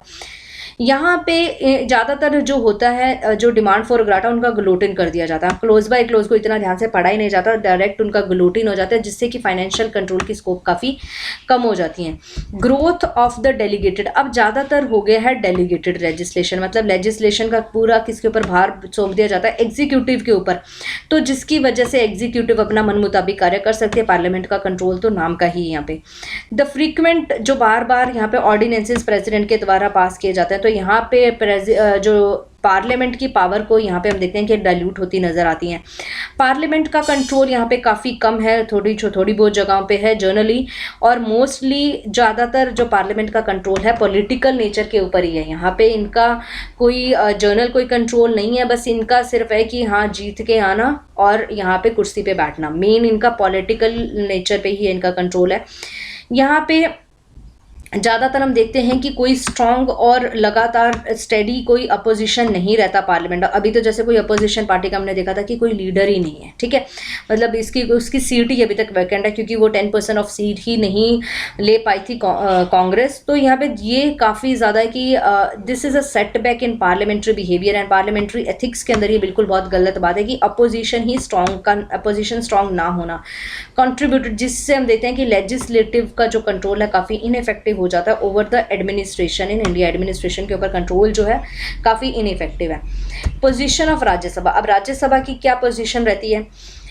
कॉन्स्टिट्यूशनली पोजीशन जो है राज्यसभा की अगर लोकसभा से कंपेयर किया जाए तो 3 एंगल्स पे हम यहाँ पे इनकी पोजीशन को स्टडी करते हैं, जहाँ पे कुछ मामलों में लोकसभा के बिल्कुल बराबर कार्य करती हैं, कुछ समय में यहाँ पे अनइक्वल होती हैं, और कई पे यहाँ पे कुछ मामलों में राज्यसभा के पास ज़्यादा पावर होती है लोकसभा से। इक्वल स्टेटस किस केस में होता है लोकसभा और राज्यसभा का? जब कोई ऑर्डिनरी बिल पास करना हो या कॉन्स्टिट्यूएंट अमेंडमेंट बिल होता है, उनको भी दोनों से अलग अलग पास होना पड़ता है, या फिर जब फाइनेंस बिल को पास किया जाना हो जहाँ पे एक्सपेंडिचर हमने खर्च करना हो consolidated fund of India, election या इम्पीचमेंट ऑफ प्रेसिडेंट का, रिमूवल या इलेक्शन वाइस प्रेसिडेंट का, जब यहाँ पे रिकमेंडेशंस देनी हो कि किसी रिकमेंडेशंस टू द प्रेसिडेंट, अगर किसी चीफ जस्टिस को हटाना हो सुप्रीम कोर्ट के या हाई कोर्ट के, तो इस केस में रिकमेंडेशन राज्यसभा दे सकती है। जब अप्रूवल करना हो, जो प्रेसिडेंट के द्वारा ऑर्डिनेंस लाए गए उनको अप्रूव करना हो तो भी राज्यसभा से पास होना पड़ता है। Proclamation of 3 type of emergency हो तो भी यहाँ पे अप्रूवल देना पड़ता है राज्यसभा को। Selection of a minister including the prime minister, तो भी यहाँ पे राज्यसभा के पास, क्योंकि राज्यसभा से उठ के भी किसी को प्राइम मिनिस्टर बनाया जा सकता है। जब रिपोर्ट्स जो दी जाती हैं फाइनेंस कमीशन, यूपीएससी कमीशन, तो उन्हें भी अलग से राज्यसभा में भी पारित करवाना पड़ता है, उन पे रखा जाता है, उन्हें दिया जाता है। यहाँ पे अगर सुप्रीम कोर्ट की पावर्स को एनलार्ज करना हो तो भी यहाँ पे, या यूपीएससी के पावर्स को भी एनलार्ज करना, उनके जुरिस्डिक्शन को एनलार्ज करना, तो भी राज्यसभा का यहाँ पे सेम से है as that of a Lok Sabha. Unequal status with the Lok Sabha, किस केसेस में यहाँ पे अनइक्वल स्टेटस है? जैसे हम देखते हैं मनी बिल को लेके अनइक्वल स्टेटस है, ये मनी बिल को रिजेक्ट नहीं कर पे, इनको सिर्फ 14 दिन दिए जाता है यहाँ पे रिकमेंडेशन देने के। लोकसभा यहाँ पे ना ही एक्सेप्ट करती है, यहाँ पे ना ही रिजेक्ट करती है। जो भी राज्यसभा द्वारा अगर कुछ रिकमेंडेशन दी गई हों तो वो कोई उनके ऊपर बाध्य नहीं होते कि उनको एक्सेप्ट करनी है। फाइनेंस बिल, यहाँ पे जो finance bill not containing the matters of 100, money bill को लेके बाकी जो मामले हैं फाइनेंस बिल्स के, also can only introduce in a Lok Sabha not in a Rajya Sabha. मतलब 100 एंड मनी बिल्स यहाँ पे नहीं रखा जाता, साथ साथ फाइनेंस बिल भी, but with regard to the passage of both the houses of equal power. But जब यहाँ पे पास करवाया जाता है तो दोनों के पास इक्वल पावर्स होती हैं, बट इन्हें इंट्रोड्यूस, सिर्फ फाइनेंस बिल्स को इंट्रोड्यूस बस लोकसभा के अंदर किया जाता है, और पैसेज जिनका दोनों के द्वारा होता है। फाइनल पावर डिसाइड करने की कि कोई बिल मनी बिल है या नहीं है, तो वो सिर्फ स्पीकर के पास होती है, ना कि चेयरमैन ऑफ राज्यसभा के पास होती है। स्पीकर ऑफ लोकसभा यहाँ पे ज्वाइंट सीटिंग को भी प्रिसाइड करता है, ना कि चेयरमैन प्रिसाइड करता है। तो यहाँ पे भी लोकसभा की ज़्यादा पावर होगी। लोकसभा के पास ज़्यादा नंबर होते हैं कि अगर जब ज्वाइंट सीटिंग होती है तो वो बैटल लोकसभा द्वारा जीत जाती है किसी भी बिल को लेके। राज्यसभा सिर्फ डिस्कस कर सकती है बजट को, ना कि उनके ऊपर कोई वोटिंग कर सकती है। रेजोल्यूशन अगर की नेशनल इमरजेंसी को यहाँ पे डिसकंटिन्यू करना है तो वो सिर्फ लोकसभा में पास है। लगाने के लिए दोनों से पास होना जरूरी है, पर हटाने के लिए सिर्फ लोकसभा से ही पास हो जाए तो भी यहाँ पे हट जाती है। Rajya Sabha can not remove council of minister, council of minister को नहीं रिमूव कर सकती, क्योंकि राज्यसभा के अंदर नो कॉन्फिडेंस मोशन नहीं आता, सिर्फ लोकसभा के अंदर ही आता है। ठीक है, तो ये हो गया अनइक्वल स्टेटस। स्पेशल पावर किस केस के अंदर होती है कि जो राज्यसभा है उस यहाँ पे उनको अथोराइज है कि वो सिर्फ वो कानून बना सकती हैं स्टेट लिस्ट के सब्जेक्ट के ऊपर। उनके पास पावर होती है कि वो ऑल इंडिया, कोई भी नई ऑल इंडिया सर्विसेज को मतलब बनाने के लिए यहाँ पे वो यहाँ पे रेजोल्यूशन लेके आ सकती हैं राज्यसभा के अंदर कोई नई ऑल इंडिया सर्विसेज के लिए। तो ये कुछ स्पेशल स्टेटस होता है राज्यसभा का। एनालिसिस में अगर हम ऊपर देखें तो ज़्यादा किसके पास पावर है, ज़्यादा लोकसभा के पास ही पावर होती है। इवन दो राज्यसभा को यहाँ पे कुछ कम पावर्स दी गई हैं, बट फिर भी यहाँ पे इनकी इम्पॉर्टेंस ऐसा नहीं है कि कम पावर दी गई तो इनकी इम्पॉर्टेंस कम हो जाती है। इम्पॉर्टेंस इनकी काफ़ी ज़्यादा होती है, क्योंकि ये एक चेक लगाती है, यहाँ पे रोक लगाती है। अगर कोई बहुत ही बिना कुछ सोचे समझे कोई भी डिफेक्टिव या केयरलेस तरीके से अगर कोई कानून को पास करवाना हो तो वो यहाँ पे रुक जाते हैं। ये फैसिलिटेट करती हैं कि यहाँ पे कुछ प्रोफेशनल्स एमिनेंट जिनके पास नॉलेज होती है उन लोगों को भी यहाँ पे चुन के बिना किसी इलेक्शन के बिठाया जाता है। जैसे कि प्रेसिडेंट यहाँ पे 12 मेंबर को नॉमिनेट करता है, अदर फील्ड्स में आर्ट्स, साइंस, लिटरेचर वगैरह से लोग यहाँ पे आते हैं। ठीक है, यहाँ पे एक फेडरल इक्विलिब्रियम बनाए रखने के लिए इस सदन का होना काफ़ी ज़रूरी है, ताकि स्टेट के इंटरेस्ट को यहाँ पे ख़त्म ना किया जाए, उनके इंटरेस्ट बरकरार रहें। पार्लियामेंट्री प्रिविलेजेस, जिनके बारे में हमने स्टडी किया था कि पार्लियामेंट के पास क्या प्रिविलेज, क्या स्पेशल पावर्स, क्या स्पेशल इम्यूनिटीज़ होती हैं। इसका मतलब ये होगा कि पार्लियामेंट के पास कुछ स्पेशल राइट्स होती हैं, कुछ यहाँ पे छूट होती हैं जो दोनों हाउस ऑफ पार्लियामेंट यहाँ पे इंजॉय करते हैं। उनकी कमेटीज़ के द्वारा इंजॉय किए जाता है और उनके मेंबर्स के द्वारा इंजॉय किए जाते हैं कुछ स्पेशल इम्यूनिटीज़ और राइट्स। अब ये होते क्यों हैं, इनको कुछ स्पेशल प्रिविलेज दिए क्यों जाते हैं, ताकि इनकी इंडिपेंडेंस जो है बनी रहें और इनके जो एक्शंस हैं वो अच्छे इफेक्टिवली वो करें, अच्छे ये कड़े कदम उठा सकें। विदाउट दिस प्रिविलेजेस, अगर ये प्रिविलेजेस नहीं होते तो हाउस ना यहाँ पे मेंटेन नहीं कर पाता अपनी अथॉरिटी, अपनी मतलब अगर इनको इतने प्रिविलेज ही ना दिए जाए तो कौन बनना चाहेगा कि मुझे मेंबर ऑफ पार्लियामेंट बनना है, कोई नहीं चाहेगा कुछ स्पेशल प्रिविलेज ही ना हो। तो उनकी डिग्निटी, उनकी ऑनर को प्रोटेक्ट करने के लिए इनको स्पेशल प्रिविलेज दिए जाते हैं। कॉन्स्टिट्यूशन ने यहाँ पे एक्सटेंड कर सकती है, constitution also extended parliamentary privileges to those person which are entitled to. अब यहाँ पे ये कॉन्स्टिट्यूशन में प्रिविलेजेस उनको भी दिए जाते हैं जो लोग बोल सकते हैं, प्रोसीडिंग्स में बैठ सकते हैं, बस उनको वोटिंग का अधिकार नहीं होता, बट वो उनकी प्रोसीडिंग्स में स्पीक करते हैं, बैठते हैं, कमेटी के मेंबर्स भी होते हैं, जैसे कि अटॉर्नी जनरल ऑफ इंडिया और कुछ यूनियन मिनिस्टर्स। ठीक है, and it must clarified here कि parliamentary privileges do not extend to the president. यहाँ पे ये क्लियरिफाई किया गया कि पार्लियामेंट के प्रिविलेजेस प्रेसिडेंट को नहीं होते, हालांकि वो एक इंटीग्रल पार्ट होता है पार्लियामेंट का, बट यहाँ पे parliamentary privileges do not extend to the president. पर प्रेसिडेंट के पास वैसे ही बहुत सारी पावर होती है, अगर आपने प्रेसिडेंट पढ़ा हो।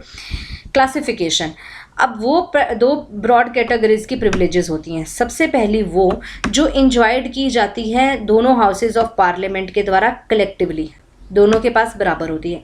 एक वो जो मेंबर्स के द्वारा इंडिविजुअली उनके पास पावर्स होती है। अब कलेक्टिव प्रिविलेजेस क्या होते हैं कि दोनों हाउस जो हैं उनके पास ये पावर होती है कि वो अपनी रिपोर्ट्स को पब्लिश कर सकते हैं, डिबेट्स को, उनकी प्रोसीडिंग्स को पब्लिश करवा सकते हैं फ्रॉम द, और किसी दूसरे को पब्लिश करने से रोक भी सकते हैं, खुद करवा सकते हैं और किसी को रोक भी सकते हैं। 44th कॉन्स्टिट्यूशन अमेंडमेंट एक्ट 1978 में रिस्टोर किया गया कि प्रेस को ये फ्रीडम है कि जो ट्रू रिपोर्ट्स हैं उनको पब्लिश करें हाउसेस की।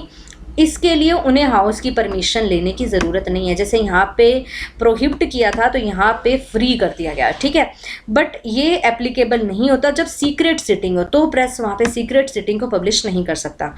It can exclude the stranger, यहाँ पे स्ट्रेंजर्स को एक्सक्लूड कर सकते हैं प्रोसीडिंग्स में आने के लिए, और सीक्रेट सिटिंग्स में उनको आने के लिए उनको रोका भी जा सकता है। यहाँ पे जो है पार्लियामेंट के द्वारा रूल्स बनाए जाते हैं अपने प्रोसीजर्स को चलाने के लिए, अपने बिजनेस को चलाने के लिए। पार्लियामेंट यहाँ पे अपने मैटर्स में किसी मेंबर्स को पनिश भी कर सकती है, किसी आउटसाइडर को पनिश भी कर सकती है। अगर उन्होंने अवहेलना करी हो पार्लियामेंट की तो उसे यहाँ पे चेतावनी दी जा सकती है, उसे डांटा फटकारा जा सकता है, या फिर उसे इन प्रिजन भी कराया जा सकता है। पार्लियामेंट के पास ये पावर होती है कि वो इमीडिएट इन्फॉर्मेशन पार्लियामेंट को दी जानी चाहिए अगर किसी भी मेंबर को अरेस्ट, डिटेन या इम्प्रिजन किया जाए। पार्लियामेंट के पास पावर होती है कि वो इंक्वायरीज बिठा सकती हैं और देख सकती हैं कि जो उनके विटनेसेस थे तो attendance of a witness and send off relevant papers and record, यहाँ पे इंक्वायरी बिठा सकती है, रिकॉर्ड इकट्ठे कर सकती हैं, उनके रिलेटेड जो पेपर्स हैं वो इकट्ठे कर सकती हैं। कोर्ट यहाँ पे प्रोहिबिट होती हैं कि कोर्ट्स यहाँ पे इंक्वायरी नहीं कर सकती जब भी हाउस की प्रोसीडिंग्स चल रही हो। किसी भी पर्सन को अरेस्ट नहीं किया जा सकता लीगल प्रोसेस के लिए भी और क्रिमिनल के लिए भी, जब सर्व्ड विद इन द, जब वो इंसान कहाँ पे हो, मतलब हाउस के आस पड़ोस में ही हो, प्रिसाइडिंग ऑफिसर्स के, मतलब यहाँ पे मीटिंग चल रही है, सेशन चल रहा है और बीच में कहीं आगे पुलिस इंस्पेक्टर आ जाए कि आपको यहाँ पे सज़ा, आपको यहाँ पे जेल की सज़ा सुनाई जाती है या आपको अरेस्ट किया जाता है, नहीं, ऐसा नहीं हो सकता without the permission of presiding officer. ठीक है, नेक्स्ट आता है इंडिविजुअल प्रिविलेज। अब इंडिविजुअल प्रिविलेज क्या होते हैं मेंबर्स के, कि वो अरेस्ट नहीं हो सकते सेशन ऑफ, जब सब सेशन चल रहा हो पार्लियामेंट का, 14 डेज बिफोर और 14 days after the end of session. ये जो प्रिविलेज होता है ये सिर्फ सिविल केसेस के मामले में अंदर होता है, ना कि क्रिमिनल केसेस के मामले में। यहाँ पे पार्लियामेंटेरियन को फ्रीडम होती है कि वो कुछ भी बोल सकते हैं। ठीक है, इसका हम देखते हैं कि काफ़ी ज़्यादा गलत भी कई बार बोला जाता है पार्लियामेंट में। उनको ये तक नहीं होता कि उनको मीडिया सुन रहा है, उनको इतनी जनता बैठ के सुन रही है और वो कुछ भी बोल रहे होते हैं। तो फ्रीडम ऑफ स्पीच होती है, कोई भी मेंबर को यहाँ पे ये उनको कोर्ट में नहीं घसीटा जा सकता कि आपने ऐसा कैसे बोल दिया था पार्लियामेंट के अंदर। यहाँ पे they are exempted from a jury service, jury के अंदर मतलब उनको कोर्ट के कटहरे में खड़ा नहीं किया जा सकता। वो अपना कोर्ट के कटहरे में यहाँ पे ये भी रिफ्यूज़ कर सकते कि मैं एविडेंस के लिए मैं कोई एविडेंस नहीं दूंगा, रिफ्यूज़ कर सकते हैं। और रिफ्यूज़ कर सकते हैं कि वो विटनेस नहीं बनेंगे ना पेंडिंग केस ना कोर्ट में, पार्लियामेंट, जब पार्लियामेंट क्या चल रही है सेशन के अंदर हो। ठीक है, कि ये नहीं कि जैसे कि हम देते हैं कि कोर्ट ने अगर बुलाया तो आप नहीं आए तो फिर आपके लिए काफ़ी मुश्किल होता है, आपको सज़ा मिलती है। बट यहाँ पे जूरी सर्विस के लिए एग्जेम्प्ट नहीं होते, दे आर एग्जेम्प्ट, उनको एग्जेम्प्ट भी कर सकते हैं, वो ना भी जाएँ तो भी कोई बात नहीं जब सेशन चल रहा हो कोर्ट का। ठीक है, कि अगर वो किसी केस के विटनेस हो या उनके एविडेंस के रूप में उनको खड़ा गया तो वो मना भी कर सकते हैं। Breach of a privilege and contempt, अगर अब यहाँ पे अवहेलना करे कोई भी कोर्ट का या उनकी बात ना माने, तो जब कोई इंडिविजुअल या फिर कोई भी अथॉरिटी डिसरिगार्ड करती है या उनके प्रिविलेजेस पे अटैक करती है, तो यहाँ पे किसी मेंबर्स की इंडिविजुअल पे या पूरे हाउस की कलेक्टिव उसको अवहेलना करती है तो the offence is termed as a breach, तो उस गुनाह को कहा जाता है कि यहाँ पे ब्रीच हुआ है पार्लियामेंट्री प्रिविलेज का एंड इज पनिशेबल, और उसको हाउस के द्वारा सज़ा दी जाती है। ठीक है, कोई भी ऐसा कार्य जिससे कि जो हाउस ऑफ पार्लियामेंट है या उसके मेंबर्स हैं, जिससे कि वो अपने फंक्शंस को अच्छी तरह से ना कर पाएँ और वो यहाँ पे उनकी डिग्निटी या अथॉरिटी को यहाँ पे हानि पहुँचाते हों, तो उस ऐसे कार्य को बोला जाता है कि उन्होंने कोर्ट का कंटेम्प्ट किया, that is treated as contempt of court. तो ये जो दोनों फ्रेजेज हैं, ब्रीच ऑफ द प्रिविलेज और कंटेम्प्ट ऑफ द कोर्ट, इनको कई बार इंटरचेंजेबली यूज़ किया जाता है कि मतलब इतना फॉर कंटेम्प्ट ऑफ हाउस भी लिख दिया जाता है, ब्रीच ऑफ प्रिविलेज भी लिखा जाता है। नॉर्मली ब्रीच ऑफ प्रिविलेज, जो ब्रीच ऑफ प्रिविलेज होता है, may amount to contempt of the house. Breach of privilege से ये कंटेम्प्ट ऑफ द हाउस होता है। ठीक है, कि ब्रीच, अगर उनके प्रिविलेज को ब्रीच किया जाता है तो माना जाता है कि ये क्या हो गया, कंटेम्प्ट ऑफ द हाउस हो गया। ठीक है, और likewise contempt of the house में include, contempt of the house में इंक्लूड हो सकता है breach of privilege. Contempt of the house however wider implication, contempt of the house में बहुत सारी चीज़ें आती हैं और ब्रीच डायरेक्टली इंप्लाई करता है कंटेम्प्ट ऑफ द हाउस में। ठीक है, तो there may be a contempt of the house without breach of privilege. ये ऐसा हो सकता है कि कंटेम्प्ट ऑफ द हाउस हुआ हो बट इसमें ब्रीच ऑफ द प्रिविलेज ना हुआ हो। तो similarly actions which are not breaches of any specified privilege but are offenses against the dignity and authority of a house amount to the contempt of the house। तो मतलब ये है कि अगर आपने प्रिविलेज को ब्रीच किया है या कंटेम्प्ट ऑफ हाउस किया है, तो कंटेम्प्ट ऑफ द हाउस में सिर्फ ब्रीच ऑफ प्रिविलेज नहीं तो और भी बहुत सारी चीज़ें होती हैं जिसकी वजह से हाउस का कंटेम्प्ट हो सकता है। फॉर एग्जांपल कि आपने कोई भी ऑर्डर जो दिया गया हाउस के द्वारा उसको ओबे नहीं किया है, ये ब्रीच ऑफ प्रिविलेज नहीं हुआ कि आपने उनके जो प्रिविलेज हैं, उनकी इम्यूनिटीज़ है, उनको ब्रीच किया, बट आपने कोर्ट की बात को मना किया है, कंटेम्प्ट किया है, अवहेलना की है उसकी। तो हाउस की आपने अवहेलना की है, तो ये ऐसा हो सकता है। तो contempt of the house is a wider, इसके मतलब कंटेम्प्ट ऑफ द हाउस में काफ़ी सारी चीज़ें हैं, जिसमें से एक चीज़ है ब्रीच ऑफ प्रिविलेज। ठीक है, नेक्स्ट आता है सोर्सेज ऑफ प्रिविलेज। अब ये यहाँ पे इम्यूनिटीज इनको मिलती कहाँ से है? ओरिजिनली कॉन्स्टिट्यूशंस के अंदर आर्टिकल 105 में मेंशन की गई हैं दो privilege, that is freedom of speech in a parliament and right of publication. कुछ भी बोलने का आपको अधिकार है और आपको अपनी चीज़ को पब्लिश करने का भी अधिकार है, प्रोसीडिंग्स को। With regard to the other privileges, it is provided that there were to be the with the same as those of British House of Commons. ये जो अदर प्रिविलेजेस जो हैं वो बिल्कुल वैसे ही हैं जैसे ब्रिटिश हाउस ऑफ कॉमन्स में दिया जाता है, उनकी कमेटीज़ को भी प्रिविलेज दिया जाता है, मेंबर्स को भी। और ये हमारे इंडिया में भी शुरू हो गया on 26 जनवरी 1950 से, until defined by the parliament. ठीक है, 44th अमेंडमेंट एक्ट 1978 में प्रोवाइडेड दैट कि जो other privileges of each house of parliament को दिए गए हैं, उनकी कमेटीज़ को, मेंबर्स को, are to the those which has to be date on commencement of 1971 until defined by the parliament. Means कि हमारे पास भी वही सारे प्रिविलेजेस होते हैं जो ब्रिटिश हाउस ऑफ कॉमन्स के पास हैं, और ये जब तक कि मतलब कोर्ट डिफाइंड ना करे या ये अदर प्रिविलेजेस, तब तक कि वो सारे सेम रहते हैं। दिस मीन्स कि positions with regard to the privileges, जो पोजीशंस है प्रिविलेजेस को लेके, तो वो पार्लियामेंट के पास सेम ही है, लोकसभा और राज्यसभा के। इन अदर वर्ड्स की amendment has made only verbal changes. अगर कुछ भी अमेंडमेंट इसमें किए गए हैं तो वो वर्बल चेंजेस है, by directing the direct reference to the British House of Commons without making a change in implications of the provision.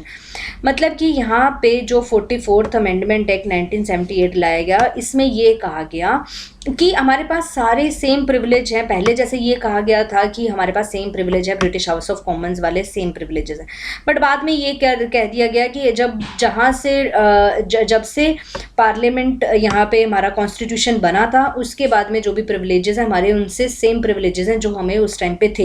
ठीक है, मतलब कि यहाँ पे नाम बदल दिया गया, मतलब हमने ब्रिटिश हाउस ऑफ कॉमन्स का नाम हटा दिया यहाँ पे कि ब्रिटिश हाउस ऑफ कॉमन्स है, कि हम नहीं चाहते थे कि कोई ब्रिटिशर्स का यहाँ पे नाम आए।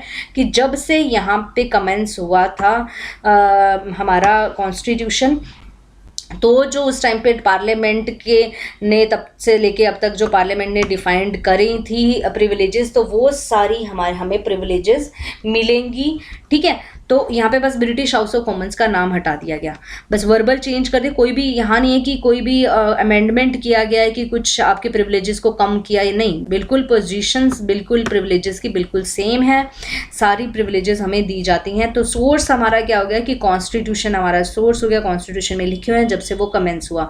It should be noted here that कि parliament till now has not made any special law to exhaustively Codify.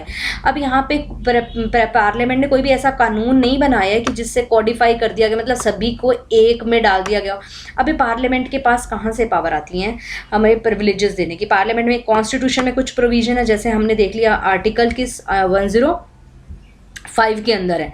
ठीक है, कॉन्स्टिट्यूशन में लिख दिया कुछ, फिर बहुत सारे कानून पार्लियामेंट के द्वारा पास किए गए। जब से कॉन्स्टिट्यूशन बना 1950 से, तब से कुछ कानून वो लॉज यहाँ पे पास किए गए, जहाँ से कि पावर मिलती है प्रिविलेजेस की। कुछ रूल्स बनाए गए दोनों हाउसेस में, जहाँ से पावर मिलती है प्रिविलेजेस को। साथ ही साथ पार्लियामेंट में कन्वेंशन जो भी यहाँ पे कस्टम चला आ रहा था, तो उस कस्टम को अदर डिफरेंट पार्लियामेंट्स में जो कस्टम चला आ रहा था कि वहाँ पे उनको जो यहाँ पे प्रिविलेज मिलते थे वो भी हमने अपना लिए। यहाँ पे कुछ जुडिशियल इंटरप्रिटेशन, मतलब को सुप्रीम कोर्ट ने कुछ वर्डिक्ट दिया, उससे वहाँ पे कुछ यहाँ पे हमें प्रिविलेजेस मिल गए। तो यहाँ पे इन सभी को कोई कोडिफाई करके अभी तक कोई एक में नहीं डाला गया कि these are the parliamentary privileges और दैट मच ऑफ 10-15 नहीं, ये सिर्फ यहाँ से हमने पावर गेन करी है। यहाँ पे जो लिखा हुआ है उन कस्टम से यहाँ पे पावर मिलती है प्रिविलेजेस को। अब सोवरेनिटी ऑफ पार्लियामेंट सबसे सुप्रीम कैसे है, ये सोवरेनिटी कहाँ से आती है? जो डॉक्ट्राइन है कि सोवरेनिटी ऑफ पार्लियामेंट, ये ब्रिटिश पार्लियामेंट से ही एसोसिएटेड है। सोवरेनिटी का मतलब है कि सबसे ज़्यादा सुप्रीम पावर किसके पास में है पूरे देश के अंदर, तो वो होती है पार्लियामेंट के पास। जैसे ब्रिटिश में तो पूरी सुप्रीम पावर है, सब कुछ जो पार्लियामेंट करती है वही होता है, और कुछ कोई भी पार्लियामेंट से ऊपर नहीं है। बट हमारे यहाँ पे कौन ऊपर है? कॉन्स्टिट्यूशन। ठीक है, सुप्रीम पावर ग्रेट ब्रिटेन में पार्लियामेंट के पास होती है, कोई भी लीगल रेस्ट्रिक्शंस नहीं होती पार्लियामेंट के ऊपर। इसलिए सोवरेनिटी ऑफ द पार्लियामेंट ये एक कार्डिनल फीचर है ब्रिटिश कॉन्स्टिट्यूशन से, मतलब मेन चक्किया पहिया जो है पूरा जो सरकार का, वो पार्लियामेंट के ऊपर ही चलता है। जिसमें कहा जाता है एबी डाइसी के द्वारा, जो ब्रिटिश जूरिस्ट थे, उन्होंने कहा गया कि इसकी प्रिंसिपल की 3 इम्प्लीकेशंस भी होती हैं कि पार्लियामेंट किसी भी कानून को अमेंड कर सकती है, सब्स्टिट्यूट कर सकती है, हटा भी सकती है। तो जिसका मतलब यहाँ पे ये बोल दिया कि कुछ भी कर सकती है पार्लियामेंट, कुछ भी कर सकती है, बस सिर्फ ये नहीं कर सकती कि आदमी को, वुमेन को मैन बना दे और मैन को वुमेन बना दे, बाकी कुछ भी कर सकती है। पार्लियामेंट मतलब ये उनके ऊपर एक कटाक्ष दिया जाता है। Parliament can make constitutional law, parliament constitutional law भी बना सकती है सेम प्रोसीजर से जैसे ऑर्डिनरी लॉ बनाते हैं, मतलब सिंपल मेजोरिटी से कॉन्स्टिट्यूशन को भी चेंज कर सकती है। पार्लियामेंट यहाँ पे कानून बना सकती है। Law can not declare in, parliament के द्वारा जो बनाए गए कानून है उनको कभी भी इनवैलिड करार नहीं दिया जा सकता, मतलब जुडिशरी उसे अनकॉन्स्टिट्यूशनल नहीं बोल सकती। पर हमारे यहाँ पे बोल सकती है ना, जब जुडिशियल रिव्यू होता है तो अनकॉन्स्टिट्यूशनल करार दिया जाता है जो जनता के हित में ना हो, पब्लिक ओपिनियन ना हो, तो उस केस में उसको अनकॉन्स्टिट्यूशन नल एंड वॉइड कर दिया जाता है। बट जो ब्रिटेन है नहीं किया जा सकता है। इंडियन पार्लियामेंट में हमारे यहाँ पे पार्लियामेंट के ऊपर लीगल रेस्ट्रिक्शंस हैं। हमारे यहाँ पे सोवरेनिटी जो किसकी होती है, कॉन्स्टिट्यूशन की। ठीक है, तो जिसकी वजह से हमारे पार्लियामेंट के ऊपर रेस्ट्रिक्शन है। सबसे पहली रेस्ट्रिक्शन तो ये होगी कि हमारा कॉन्स्टिट्यूशन रिटन है, जो ब्रिटेन का अनरिटन है। तो कॉन्स्टिट्यूशन से पावर मिलती है और कॉन्स्टिट्यूशन हमारा जो है सुप्रीम है। Supreme fundament, constitution is fundamental raw of, जमीनी अधिकार किसका है, जो है वो, मतलब ये जैसे ये मान सकते हैं कि जमीन यहाँ पे दी गई है कॉन्स्टिट्यूशन के द्वारा, उसके ऊपर ये पिलर खड़े हुए हैं, तो मेन जमीन जिसकी होगी वही सुप्रीम होगा ना। तो यहाँ पे फंडामेंटल लॉ ऑफ लैंड किसका चलता है, हमारे कॉन्स्टिट्यूशन का चलता है। यहाँ पे डिफाइंड किया गया कि authority jurisdiction of all the 3 organs, union government, और जो नेचर ऑफ, यहाँ पे जो इनके तीनों जो ऑर्गन्स होते हैं यूनियन गवर्नमेंट के, वो आपस में इंटर रिलेटेडली वर्क करते हैं। जुडिशरी, एग्जीक्यूटिव और पार्लियामेंट, ये रिलेटेडली वर्क करते हैं। ये नहीं कि एक उससे सुप्रीम, तीनों एक पिलर की तरह वर्क करते हैं। और अब ये 4th पिलर आ गया हमारा प्रेस वाला भी। ठीक है, hence the parliament has to operate within the limits, parliament एक लिमिट के अंदर कार्य करता है। कॉन्स्टिट्यूशन, जैसे हमने देखा था कि वो कॉन्स्टिट्यूशन को अमेंड और रिपील तो कर सकता है पर बेसिक स्ट्रक्चर को चेंज नहीं कर सकता। तो ये लीगल रिस्ट्रिक्शंस होती हैं कॉन्स्टिट्यूशन के, पार्लियामेंट के ऊपर। Moreover to affect certain amendment of a constitution, ratify, कई अमेंडमेंट में हम देखते हैं कि पार्लियामेंट से अकेले से काम नहीं चलता, रेटिफाई करवाना पड़ता है हाफ ऑफ द स्टेट से भी। तो यहाँ पे इस केस में जिसमें फेडरल कैरेक्टर होते हैं तो वहाँ पे स्टेट से भी रेटिफाई करवाना पड़ता है, तो अकेले पार्लियामेंट से भी नहीं चलता। तो ब्रिटेन की तरह यहाँ पे कॉन्स्टिट्यूशन इज सुप्रीम। अब यहाँ पे आप देख सकते हैं कि जो सीट्स जो दी गई हैं पार्लियामेंट में, एलोकेशन ऑफ सीट्स किस किस को कितनी कितनी, तो यहाँ पे आप एक बार थोड़ा देख सकते हैं। आंध्र प्रदेश में 11 सीट, यहाँ पे राज्यसभा की 25 सीट, यहाँ पे लोकसभा की। तो यहाँ पे एक बार इस चार्ट को देख सकते हैं कि कहाँ पे किसकी कितनी कितनी सीट्स दी गई हैं। ये चार्ट्स काफ़ी इंपॉर्टेंट इसमें दिए गए। यूनियन टेरिटरीज़ की कितनी सीट है, ठीक है, अंडमान निकोबार की यहाँ पे सभी एक है, सिर्फ दिल्ली की यहाँ पे 7 है, और यहाँ पे पौंडीचेरी के पास ये 1 है। और ये देख सकते हैं कि राज्यसभा की यहाँ पे सीट नहीं है, सिर्फ यहाँ पे दिल्ली की आती है और पुडुचेरी की आती है।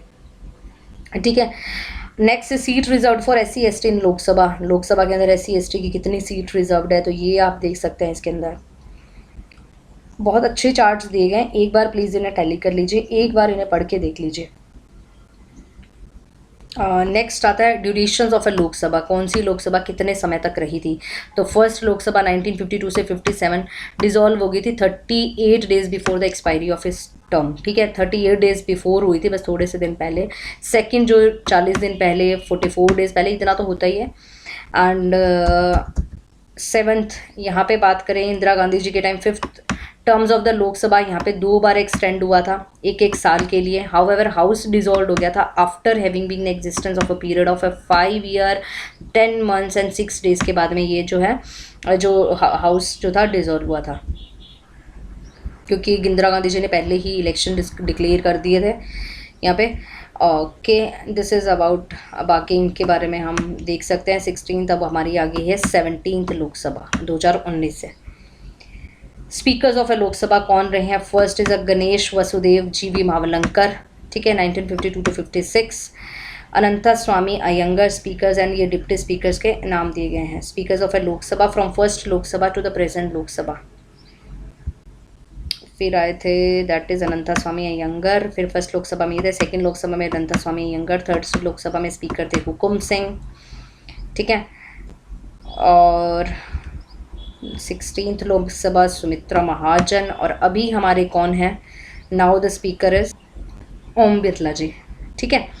अब यहाँ पे आप देख सकते हैं जो आर्टिकल रिलेट करते हैं विद द पार्लियामेंट, ठीक है। तो ये आप एक बार आराम से बैठ के इनको 2 या 3 बार पढ़ लीजिएगा, ठीक है। Article 79 constitution of a parliament, यहाँ पे कंपोजिशन, काउंसिल ऑफ स्टेट की, हाउस ऑफ पीपल की, readjustment after E section census, जो डिलिमिटेशन कमीशन बिठाया जाता है, डिलिमिटेशन की जाती है। स्पेशल एड्रेस ऑफ आर्टिकल 87 में स्पेशल एड्रेस ऑफ प्रेसिडेंट, ठीक है। Rights of minister and attorney general 89 के अंदर chairman and deputy chairman of a council of states, vacation, resignation, speaker, deputy speaker. और 98 के अंदर secretariat of A parliament, oath and affirmation of A members, vacation of A seat, disqualification, article 102 decision on the question of disqualification of A members के लिए decision कौन लेता है ये मैंने आपको पहले बताया हुआ है। Powers and privileges, salaries, allowance, assent to the bill, definition of a money bill, 1110 money bill के बारे में, special procedure respect of money bill, assent to the bill is article 111, appropriation bill article 114, special provision to the finance bill 117, rules of procedure ये हमने पहले study कर लिए थे। और 123 में legislative power of a president and 123 में power of a president to promulgate the ordinance during the recess of parliament. ये काफ़ी इंपॉर्टेंट है आर्टिकल 123, जिसमें प्रेसिडेंट ऑर्डिनेंस प्रोमलगेट कर सकता है जब पार्लियामेंट सेशन में ना हो। तो it's very important article 123। Next आता है कि अब जो है यहाँ पे फेडरल सिस्टम ऑफ गवर्नमेंट जो है हमारा, उसकी वजह से भी यहाँ पे पार्लियामेंट की जो पावर है वो कुछ कम हो जाती है। इंडिया के पास फेडरल सिस्टम है, government with the constitutional division यहाँ पे की गई है यूनियन और स्टेट्स के अंदर। Both have to operate within the spheres, दोनों अपने अपने स्फीयर में काम कर सकते हैं। हेंस जो कानून लॉ मेकिंग पावर्स जो है पार्लियामेंट की, वो सिर्फ यूनियन लिस्ट तक ही होती हैं, कॉन्करेंट लिस्ट में कर सकते हैं, बट ये नहीं कि स्टेट लिस्ट पे कभी भी जाके कानून बना सकते हैं, कुछ स्पेशल सर्कमस्टांसिस के अंदर बनाते हैं। नेक्स्ट आता है जुडिशियल रिव्यू। अब ये नहीं कि कोई भी कानून बना ले अपनी मर्जी से करवा, नहीं, आपके कानून बनाने पे आपका जुडिशियल रिव्यू भी हो सकता है। और जो जुडिशरी है कभी भी किसी कानून को अल्ट्रा वायरस या नन वायर्ड या अनकॉन्स्टिट्यूशनल घोषित कर सकती है अगर वो जनता के हित में ना हो। तो फंडामेंटल राइट्स, हर एक नागरिक को फंडामेंटल राइट्स है, रिट्स दायर कर सकते हैं आर्टिकल 32 के अंदर जो हमने स्टडी किया था। और ये जो है फंडामेंटल राइट्स तो ये under part 3 of the constitution. Article 13 में prohibits the state from making a law, सरकार कोई भी ऐसा कानून नहीं बना सकती, आइदर टेक्स अवे टोटली, और या फिर जो है सुप्रीम जो है वो उस कानून को अगर ऐसा कानून नहीं बना सकती जिसके अंदर से फंडामेंटल राइट्स का हनन हो रहा हो, तो वो कानून को यहाँ पे अल्ट्रा वायरस या नल एंड वॉइड घोषित कर दिया जा सकता है, ठीक है। तो दीज आर द पावर्स। तो ऐसे कानून को यहाँ पे जो है वॉइड घोषित, पर ब्रिटेन के अंदर ऐसा नहीं होता, कोई कोडिफिकेशन नहीं है कि ये वाले जो है आपके जस्टिशिएबल फंडा, हमारे यहाँ पे क्या है, हमें जस्टिसिएबल, अगर हमारे फंडामेंटल राइट्स का हनन होता है तो हम सुप्रीम कोर्ट का दरवाज़ा खटखटा सकते हैं। पर ब्रिटेन ने ऐसे कोई कोडिफाई नहीं किए हैं कि आपके ये जस्टिशिएबल फंडामेंटल राइट है। British parliament also not make any laws that lay down the fundamental rights of a citizen. But इसका मतलब ये नहीं है कि ब्रिटिश सिटीजन्स के पास कोई राइट्स ही नहीं है, ठीक है। ऐसा नहीं कि उन्होंने कोई कोडिफाई नहीं किया तो उनको कोई राइट ही नहीं है। वहाँ पे ये नहीं होता है कि कोई ऐसा चार्टर नहीं है कि जो उनको राइट देता हो, बट वहाँ पे लिबर्टी ही बहुत ज़्यादा है। ब्रिटेन के अंदर छूट बहुत ज़्यादा है क्योंकि वहाँ पे रूल ऑफ, सारी चीज़ें कानून के दायरे के अंदर चलती हैं, रूल ऑफ लॉ वहाँ पे लाई करती है, ठीक है। हर एक नागरिक को उनके कानून, उनको बहुत सारे हक या कानून जो है, कानून सबसे सुप्रीम माना जाता है, law is supreme. Therefore even though nomenclature and organisational pattern जो है पार्लियामेंट का सिमिलर हमारा है ब्रिटिश पार्लियामेंट के साथ में, जैसे नाम वगैरह पार्लियामेंट का सेम है, बट दोनों में डिफरेंस काफ़ी बड़ा है। इंडियन पार्लियामेंट जो है कोई एक सोवरेन बॉडी नहीं है कि वो सबसे सुप्रीम है, जैसे कि ब्रिटिश पार्लियामेंट सबसे सुप्रीम मानी जाती है। British parliament the authority and jurisdiction of Indian parliament are defined, limited and restrained. British parliament के जैसे हम नहीं है, हमारे यहाँ पे जो पार्लियामेंट है वो पूरी डिफाइंड है, उसकी जो पावर है लिमिटेड है, और उनको रिस्ट्रेन किया गया है किसके द्वारा, सुप्रीम कोर्ट के द्वारा या कॉन्स्टिट्यूशन के द्वारा। इस रिगार्ड के अंदर हम देखें कि इंडियन पार्लियामेंट है वो किसके सेम है, अमेरिकन लेजिस्लेचर के सेम है। यूएसए के अंदर जो सोवरेनिटी होती है कांग्रेस की वो लीगली रिस्ट्रिक्टेड होती है, रिटन कैरेक्टर ऑफ कॉन्स्टिट्यूशन, क्योंकि वहाँ पे भी रिटन है कॉन्स्टिट्यूशन। अमेरिका का कॉन्स्टिट्यूशन है वो रिटन है हमारी तरह, पर ब्रिटेन का नहीं है। तो हमें वहाँ से अगर हम देखें तो वहाँ से हम रिलेट करते हैं। Federal system of the government, जैसे कि अमेरिका के अंदर भी फेडरल सिस्टम है। सिस्टम ऑफ जुडिशियल रिव्यू, जैसे कि अमेरिका के अंदर होता है वो भी हमारे यहाँ पे भी वैसा ही होता है, जुडिशियल रिव्यू किया जा सकता है। एंड बिल ऑफ राइट्स हैं, बिल ऑफ राइट्स जो हमारे किसके फंडामेंटल राइट्स की तरह ही होते हैं, तो हमारे यहाँ पे अमेरिकन लेजिस्लेचर से मिलते जुलते काफ़ी प्रावधान हमें यहाँ पे दिए गए हैं। तो this is all about the chapter. I think आपको फ्रेंड्स ये चैप्टर मेरे द्वारा पढ़ाया हुआ समझ में होगा, आपने कुछ गेन ज़रूर किया होगा, कुछ समझ में आया होगा। एक बार अगर उठा के इसको दोबारा से पढ़ लेंगे तो सारा चैप्टर अच्छे से रिवाइज हो जाएगा। अभी हाथों हाथ इसे कर लीजिए। नेक्स्ट अब हमारे यहाँ पे आगे 3-4 चैप्टर काफ़ी छोटे छोटे हैं जो हम नेक्स्ट स्टडी करेंगे। Stay tuned with me for the next lesson, that is chapter 23 of the parliamentary committee, जो यहाँ पे हमने काफ़ी बार इनका नाम सुना था पार्लियामेंट्री कमेटी। आगे इनको डिटेल में स्टडी करेंगे। Stay tuned with me for the next lesson. Thank you, have a nice day. जय हिंद, जय Bharat, stay at home, take care, stay healthy, bye bye.